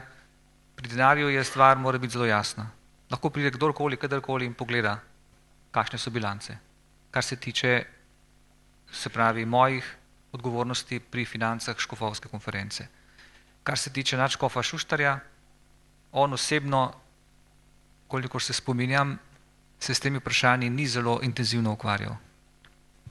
Ko je šel na župnijo, se je pogovoril seveda tudi z župnikom, nisem bil jaz vedno zraven, ker ni primerno, da bi bil zraven, na srečanju z župnijskim svetom ali ključarji ali mladinsko skupino ali drugimi skupinami sem bil zraven. Je bilo velikokrat govora tudi o financah, ponavadi so sprašvali, če bodo kaj denarja dobili od škofije za kakšno obnovo župnišča ali cerkve, pa je rekel gospod Nadškof, ja, se mi dobimo denar od vas, je rekel. Od vas dobimo denar. Bomo tudi kaj pomagali mogoče, ampak mi predvsem smo vam hvaležni, da nas vi podpirate. Danes je mogoče malo drugače, naša škofija ljubljanska ima tudi gozdove, ima tudi nekaj svojega dohodka od teh nepremičnin in tudi sama lahko pomaga v določenih zadevah. Sicer pa je tako, da sem se malo zmedel. Katero vprašanje pravzaprav zame? Kako je doktor Šuštar ravnal, če je ugotovil, da finančno zadeve nikakor ne grejo skupaj? A je župnika odslovil oziroma ga je premestil, je rekel, lej, tole poravnaj, potem greš pa za duhovnega pomočnika, ali pač je rekel, ja, dobro, kaj je? Ponavadi to nehvaležno službo upravljajo arhidiakoni, dekani, generalni vikar in drugi zastopniki, tako da imajo ti bolj tisto funkcijo, ki mora malo bolj na trdo prijeti. Torej, vedno so v škofiji določeni duhovniki, ki so malomarni ali opuščajo dolžno dejavnost, kar se tiče financ, še posebej pa kar se tiče vodenja knjig, kot so matične knjige, krstne knjige in druge knjige. Vedno jih je nekaj takih, ki ne morejo tega narediti. Ne morejo. In se dela velika škoda. In takega mora škof ali ga vprašati, zakaj tega ne more narediti, mogoče je pozabil pisati, je bolan ali ne vem kaj. Če rabi pomoč, se mu da pomoč, če tega ne želi ali ne more, mora to upravljati nekdo drug, ker to so zelo pomembne stvari. Zelo pomembne stvari. Vodenje knjig in vodenje financ. Mora biti vodenje tako, kot je treba. Je pa res, da danes so novi standardi, nove zahteve, tudi strani države, glede vodenja financ in pravzaprav vsi duhovniki potrebujemo zunanjo pomoč. Jaz sam tega nisem zmožen. Niti enega računa, da je uradno veljaven, nisem sposoben napisati. Da ima vse tiste potrebne rubrike in številke in ne vem kaj. Ker če ni pravilno napisan, sem lahko že v prekršku in so težave. Hvala. Zdaj bomo pa še pri eni temi se ustavili, ki je bila malce bolj pereča nekaj let nazaj in to so bile spolne zlorabe in sicer je prednjačila Irska in mnogo je bilo slišati, da ljudje niso zamerili, da se stvari zgodijo, ker pač se zgodijo, čeprav zanje ni opravičila in so nesprejemljive, ampak da se je prikrivalo, da se je pometalo pod preprogo. Doktor Turnšek, ste škofje dovolj odločni, ko ugotovite oziroma ko vam pridajo povedati, naš župnik je zlorabil naša dva sinova? Težko reče, ker nisem bil še zraven, kako drugi to delajo.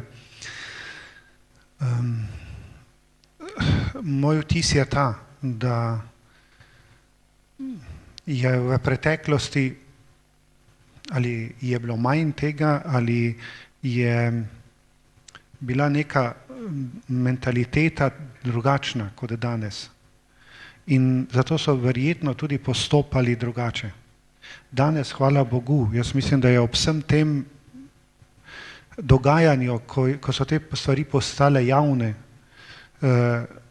tudi znotraj cerkve zelo jasno dozorelo spoznanje, da je tem stvarem treba zelo odločno reči ne. In jaz sem prepričan, da v zadnjem času in v bodočnosti, Bog daj, da ne bi bilo treba, bomo bolj pravilno ali pa bolj smiselno postopali, kakor je bilo kdaj v preteklosti. Hvala. Jaz se mogoče še pri teh dveh temah. Se mi zdi, da sta res tako boleči. Denar pa spolnost, ne? Ali pa spolne zlorabe, pa bankroti, ali pa take nasedle investicije. Jaz vidim še eno drugo raven. Eno je seveda, da se prije do pravilnega ukrepanja. Drugo je pa tako. Svet je do vratu pa še mal čez v finančnih bankrotih, v stiskah, v krizah, v goljufijah, v igranju z denarjem, v izkoriščanju in je več kot do vratu znotraj v spolnih zlorabah. In cerkev je edina ali pa mogoče najmočnejša moralna avtoriteta, ki je dolžna dati na te stvari odgovor, ki bo konkreten, tudi potrjen izkustveno, pomeni, bo morala sama odgovoriti na zlorabe in na tele finančne stiske na tak način, na kakršen svet ne zna. Meni še bolj odločno, še bolj dokončno, še bolj resno in pokazati, kaj tako, konec konca tudi ten božji pogled na te težave človeške. To so najhujše skušnjave in če jih cerkev ne bo znala obrniti, pa jih ne bo obrnil noben.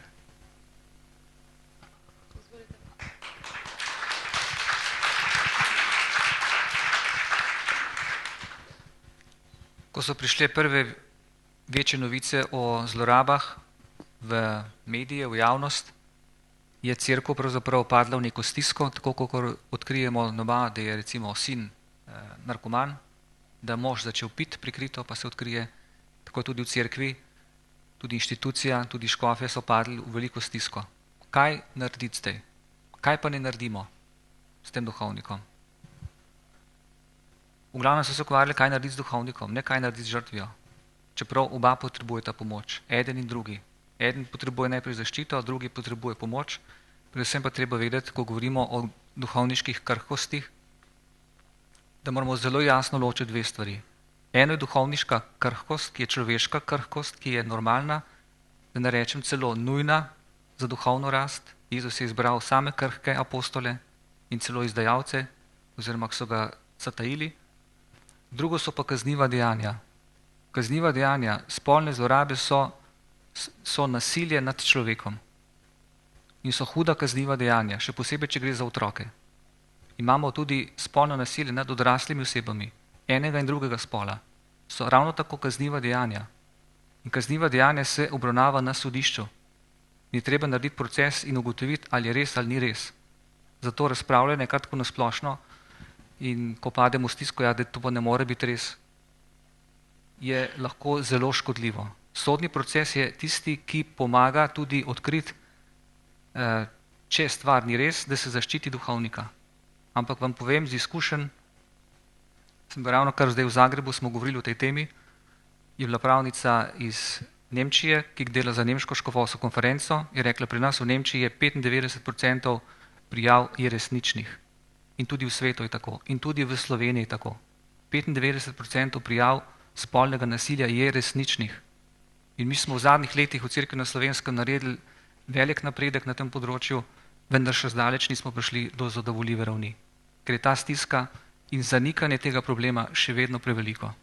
In ponavadi pritisk žrtev in javnosti, tudi medijev, je pomagal, da so odgovorni začeli bolj pravilno in bolj resno ukrepati.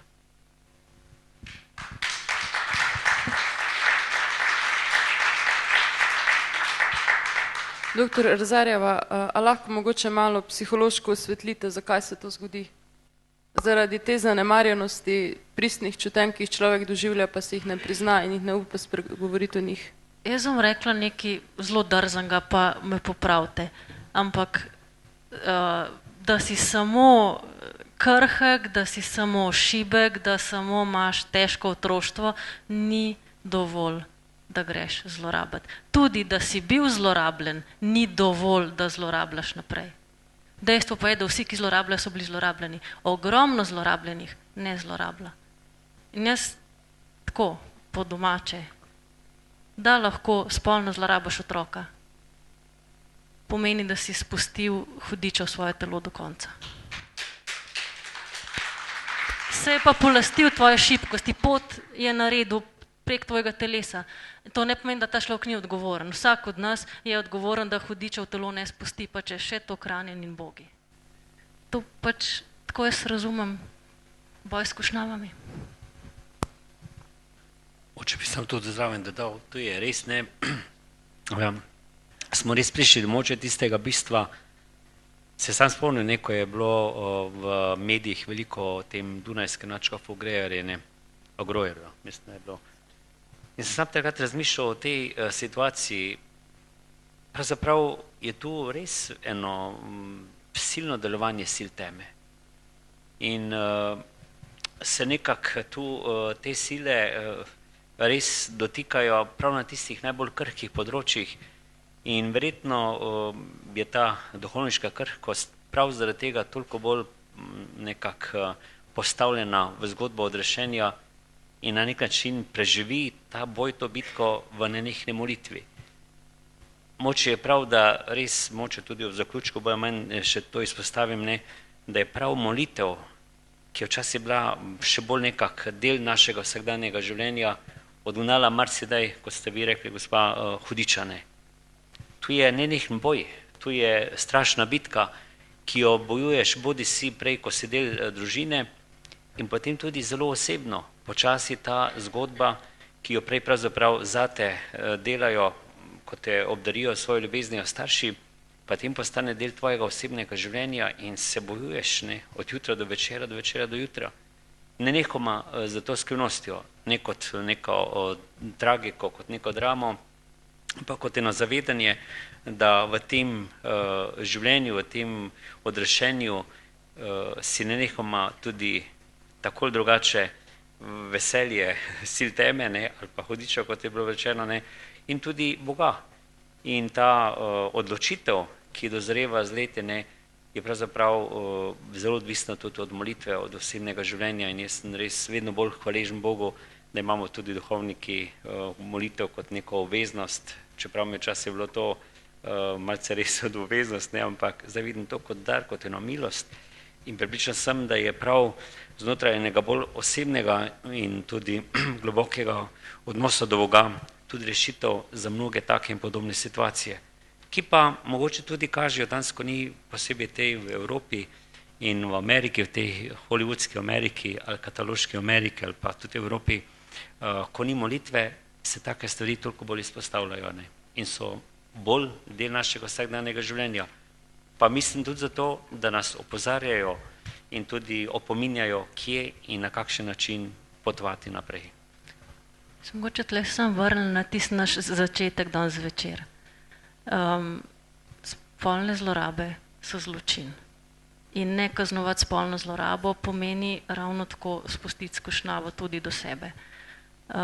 Zato se mi zdi toliko pomembno, da tekom življenja, sploh v eni bolj resni formaciji, spoznaš svojo notranjost, kdo ti si, kire zlorabe sam nosiš v sebi, s katerimi si bil v stiku, kako vplivajo na tvoje čustvovanje, na tvoje doživljanje in kje si lahko pustiš pomagati. Sobratom, škofu, terapevtu, če je treba, komorkoli, ampak kje je tisti prostor, kjer potrebuješ nekoga drugega ob sebi ali pa kjer lahko nekoga drugega k sebi spustiš, da ti bo pomagal, da ne boš naredil stvari, ki po naravni poti, kdo bi jih lahko izkoristil za nekaj slabega. Lahko še jaz. Kljub temu, da se s tem globoko strinjam, kar je bilo rečeno in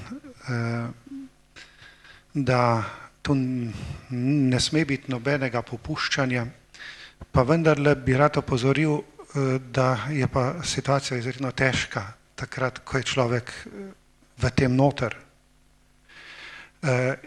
In recimo, če ostanemo pri tem procentu, da je 95% resničnih zlorab, je pa vendarle potem še 5%, ki pa niso resnične.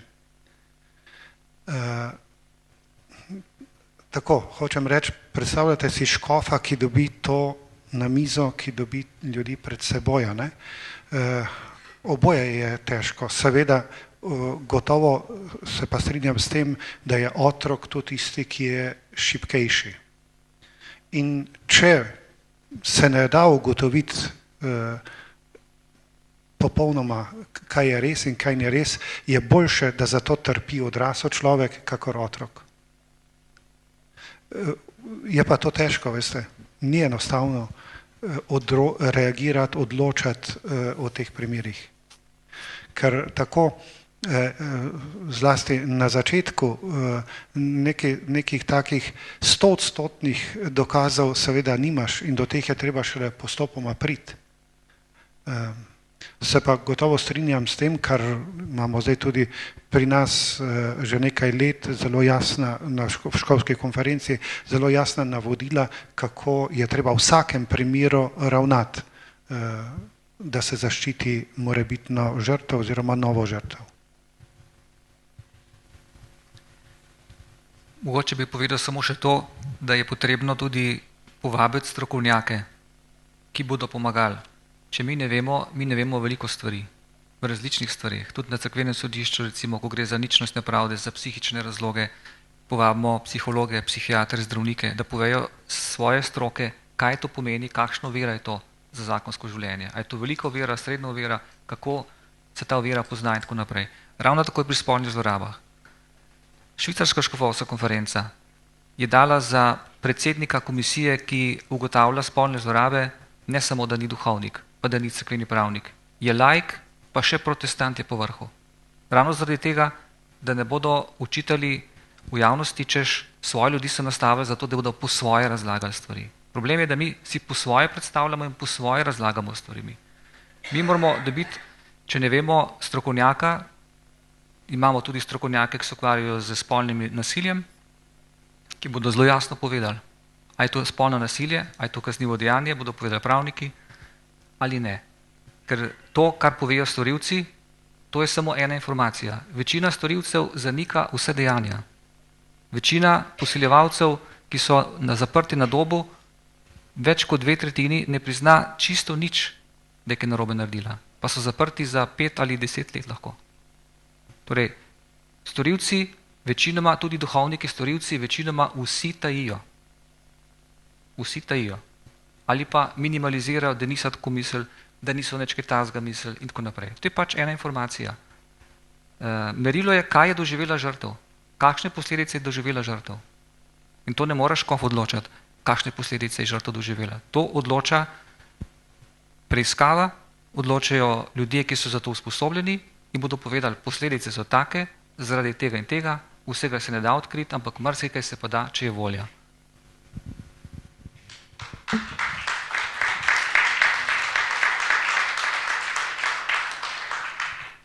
Še kdo kakšen komentar na to temo od vas? Ne. Zdaj bi šli pa še k vprašanjem občinstva. Prvo vprašanje, kako biti pastir, da ti ovce ne pobegnejo? Kdo sprejme izziv?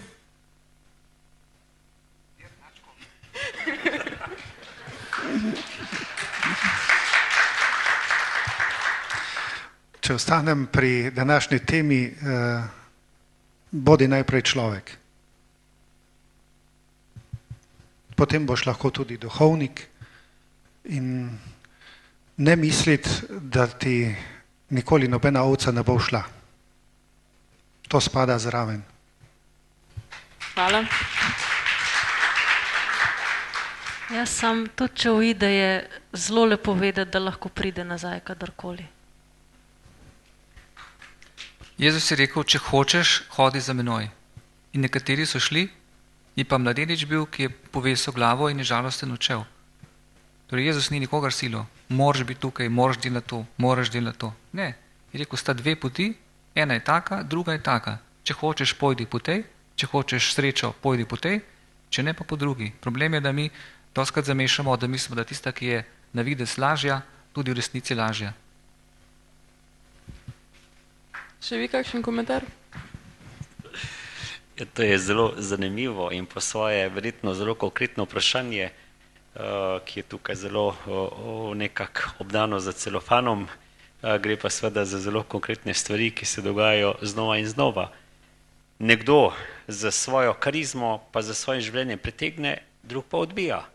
In žal smo tudi duhovniki taki. In jaz pravim, vsak ima na nek način možnost, da če vidi, da ti nisi na tem področju dober, da je celo nujno in blagoslov in modro, da gre tistemu, kjer pa more oziroma mu je dano to najti. Teda ta ekskluzivizem pa zaprtost znotraj župnij, jaz sem bil prej tukaj v Mariboru in malo na nek način sem to videl, neke so pač župnijske meje nekoliko manj očitne in tako naprej. Mi je pravzaprav bilo popolnoma jasno, če ne bo tu v stolnici, boš ti pa drugam. In hvala Bogu, da če je tisto tudi pot za odrešenje, da so tudi tam šli in tudi tam našli. Seveda bi se dalo še kako reči, ampak ne bo to za uvod dovolj.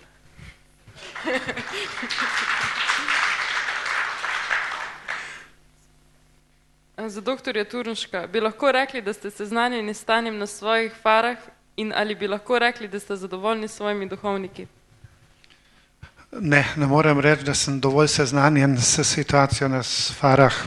Prvič, verjetno sem še premalo nadškof v Mariboru, da bi lahko tako dobro 140 ali 144 župnij spoznal.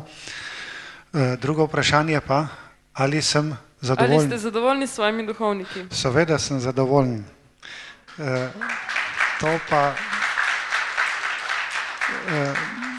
iz preprostega razloga, zato ker se jih nisem sam izbral, jih je gospod poklical, jih je gospod dal mariborski nadškofiji in takšni, kakršni so mi všeč, jih imam rad in želim skupaj z njimi delati.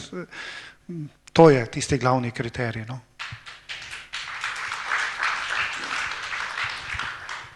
Za doktor Erzarjevo, ali je odvisnost posledica pomanjkanja medosebnih odnosov oziroma ljubezni ali pomanjkanja povezanosti z Bogom? Kako se sam pri sebi lotiš odvisnosti, če si jo že priznaš? Torej, bravo, da si jo priznaš. Druga stvar, sam se odvisnosti ne moreš rešiti. V odvisnost sam lahko prideš, ven pa ne prideš sam. Pomeni, odvisnost je res vprašanje in odnosov in vere. Pomeni, vere v to, da prek odnosov boš prišel iz odvisnosti ven. Ker glavni problem odvisnosti je to, da hočeš sebe reševati sam. Tega ni. To je pot v pogubo in pot v še težje zlorabe, kakor je odvisnost sama. Treba enkrat sprejeti, glej, jaz sem že se usamil do konca, zdaj bom pa odnos po odnosu zlezel nazaj. Iz odvisnosti ne prideš, če ne prideš v odnose in v vero. Sam se ne reši nihče. Tudi če misli, da se je rešil sam, je bil to mogoče čudež, pa tudi ni naredil sam, je bilo od Boga. Hvala. Naslednje vprašanje. Kaj bi odgovorili človeku, ki pravi, da je treba dejanje, kot je na primer pedofilija pri duhovniku, bolj obsoditi kot pri drugem človeku? Doktor Seja, prosim. Pedofilija je samo en del spolnega nasilja tudi nad otroci. Večinoma se pojavlja to nad mladostniki ali celo nad odraslimi. Torej, v vsakem primeru je to popolnoma nedopustno dejanje. V vsakem primeru. In kdor ga stori, mora sprejeti za to odgovornost. Se ne mora skrivati za tem, da ni bil ljubljen ali ne vem kaj gor in dol. Druga stvar, kar se tiče duhovnikov, to se pogosto sliši, tudi jaz to poslušam in me včasih nekateri tudi v cerkvi kregajo, zakaj o tem govorim. Torej, razumljivo je, vsi boste to razumeli, da če en duhovnik zlorabi otroka, fizično ali tehnično je to enako kaznivo dejanje, kot če to stori nekdo drug. Ampak gledano z moralnega vidika, z etičnega vidika, z vidika zaupanja, je to hujše zlo.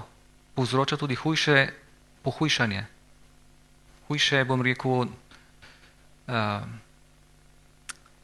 veliko se o tem govori, ljudje so veliko bolj razburjeni, skratka, hujše zlo, kot če to stori, čeprav je enako dejanje, nekdo drug. Zato je tudi toliko večja odgovornost cerkve, da te probleme resnično rešuje tako, kot je treba. Ker drugače bo dodatno zgubljala zaupanje, ker v cerkvi imamo prostor za verouk, za mladino, za vzgojo in tako naprej. Starši cerkvi še vedno v večji meri zaupajo in če se to zaupanje zlorabi, je to huda bolečina. Huda bolečina. Jaz sem osebno sam se srečal z nekimi starši. So rekli, ne moramo tega preboleti. Ne moramo tega preboleti, da je naš duhovnik, naš župnik, ko je bil naš družinski prijatelj, zlorabil naša 2 sinova. To ne moramo še danes, ne moramo razumeti, kako je to mogoče. In to je hujše zlo. In zato je tudi hujša odgovornost cerkve in večja odgovornost, da to res temeljito rešuje. Hvala. Kakšen komentar na to? Dobro. Naslednje vprašanje. Kaj se duhovnikov ne odpusti? Denar. Zlorabe tudi, ampak najbolj pogosto je denar. Če vejo, da je duhovnik pogolten na denar, to ljudje veliko bolj zamerja, kot če ima otroka ali če ima ljubico. Denar. Da je pogolten na denar ali pa da celo sumijo, da župnijski denar vzeme zase, da niso transparentne finance, da se vozi z ne vem kakšnimi avtomobili, da so pač njegov način življenja zelo odstopa od povprečja in da se ne ve, zakaj je tako. To je tisto, kar po moji oceni ljudje najbolj zamerijo. Moče samo to, zato je prav, da imamo tudi recimo vsako leto finančno poročilo, da nas tudi naši predstavniki, vključno z škofi in ekonomi, malo v tej smeri vzgajajo in da tudi lahko ljudje to recimo vidijo, da se tudi javno objavi, toliko in toliko bo zbranega, toliko in toliko bo danega. Sam, ko sem že prej omenil, ko ste to ljudem razložil, tak in tak je, so bili pa zelo zadovoljni in veseli. Se pravi, da je tu en tak iskren, transparenten, pa tudi lep odnos, kjer se jasno kaže, da za tem tudi osebno stojiš s svojo skromnostjo in prisrčnostjo. Ker nam bo počasi čas iztekel, še za vsakega zaključno vprašanje, kaj je bil najlepši dan v življenju? Doktor Leskovar. Gospod Leskovar. Ja, če bi šel k Slomšku, bi rekel dan Svetega krsta, 26.4. leta, pa tako ni potrebno povedati, ko si vidite. Gotovo je pa bilo trenutkov izredno veliko, ampak moče še res je ostalo pri Slomšku. Vedno bolj odkrivam nekako je sam zakrament Svetega krsta, eno milostno dogajanje, kjer je možno prav o pogledu na Jezuso krst videti tudi eno zgodbo svojega osebnega življenja, ker te Bog dan za dnem govori, ti si moj ljubljeni sin, zelo te imam rad, vesel sem te, s teboj sem, takega kot si, te podpiram in če veš, da te nekdo podpira, ki je taka avtoriteta, kot Bog sam, potem se moraš malo truditi, da si vsaj malo temu blizu in da lahko tudi na ta način tudi za svojim osebnim življenjem na to odgovarjaš. Recimo, da rečem čisto tak ne, čeprav bih je seveda moral povedati veliko od tega, kar sem doživljal tukaj v tej dvorani naprej, tede, Bogu hvala, veliko jih je bilo, ampak če je že to vprašanje tako na mestu, potem naj bo tudi to. Hvala. Doktor Rezarjeva. A isto vprašanje? Isto. To je pa najtežje vprašanje danes zvečer. Sem razmišljala, kaj bi na to odgovorila, pa potem, ko gledaš nazaj, so sami lepi dnevi v bistvu, ampak mislim, da mogoče en tak v zadnjem obdobju najlepši dan je bil takrat, ko sem se v eni zelo težki situaciji, kjer je velikega sovraštva po krivici bilo usmerjenega name, ko sem se zavedla, da se me to sovraštvo ni prijelo, da nisem sovražila nazaj. Sem rekla, Bogu hvala, da me ni treba sovražiti. Hvala. Doktor Turnšek, prosim. Tudi jaz ne bi mogel enega dne izbrati, bi rekel, da ta je pa najlepši. Je veliko lepih dni in sicer med najlepšimi so bili tisti, ker sem lahko bil zraven, prisoten, kako je stekel en resničen stik med Bogom in človekom. Kadarkoli sem bil tu zraven, pa naj je bilo to znotraj zakramenta, takega ali drugačnega, ali v kakej drugi obliki, ali na duhovnih vajah, ali v pogovorih, ali tudi kdaj kar v bolnici, naprimer, to so bili zame najlepši dnevi in ti mi ostajajo zelo živi in iz teh tudi živim takrat, kadar so dnevi bolj mrki. Hvala. In še doktor Seje, prosim. Ko sem hodil v šolo, sem mislil, ko bom ta zadnje izpite naredil, bom pa najbolj srečen človek. Ko bom matematiko naredil, pa ne vem kaj vse. Ko sem to šolo končal, sem šel na fakulteto, se mi zdelo nemogoče, da bom to končal, pa sem končal. Potem sem šel na študij v Rim in sem mislil že kar domov na začetku, tako se mi je težko zdelo. In sem rekel, najsrečnejši človek bom, ko bom pa doktoriral. In ko sem doktoriral, se mi je zdelo, kot da sem spet v prvem razredu, da nič ne vem in da se ni zgodilo nič posebnega. Kateri je moj najsrečnejši dan? Ali takrat, ko sem bil na 4000 metrov, pa sem gledal čez vrhove Mont Blanca in ne vem kam? Ali takrat, ko sem trpel? Bog ve. Hvala.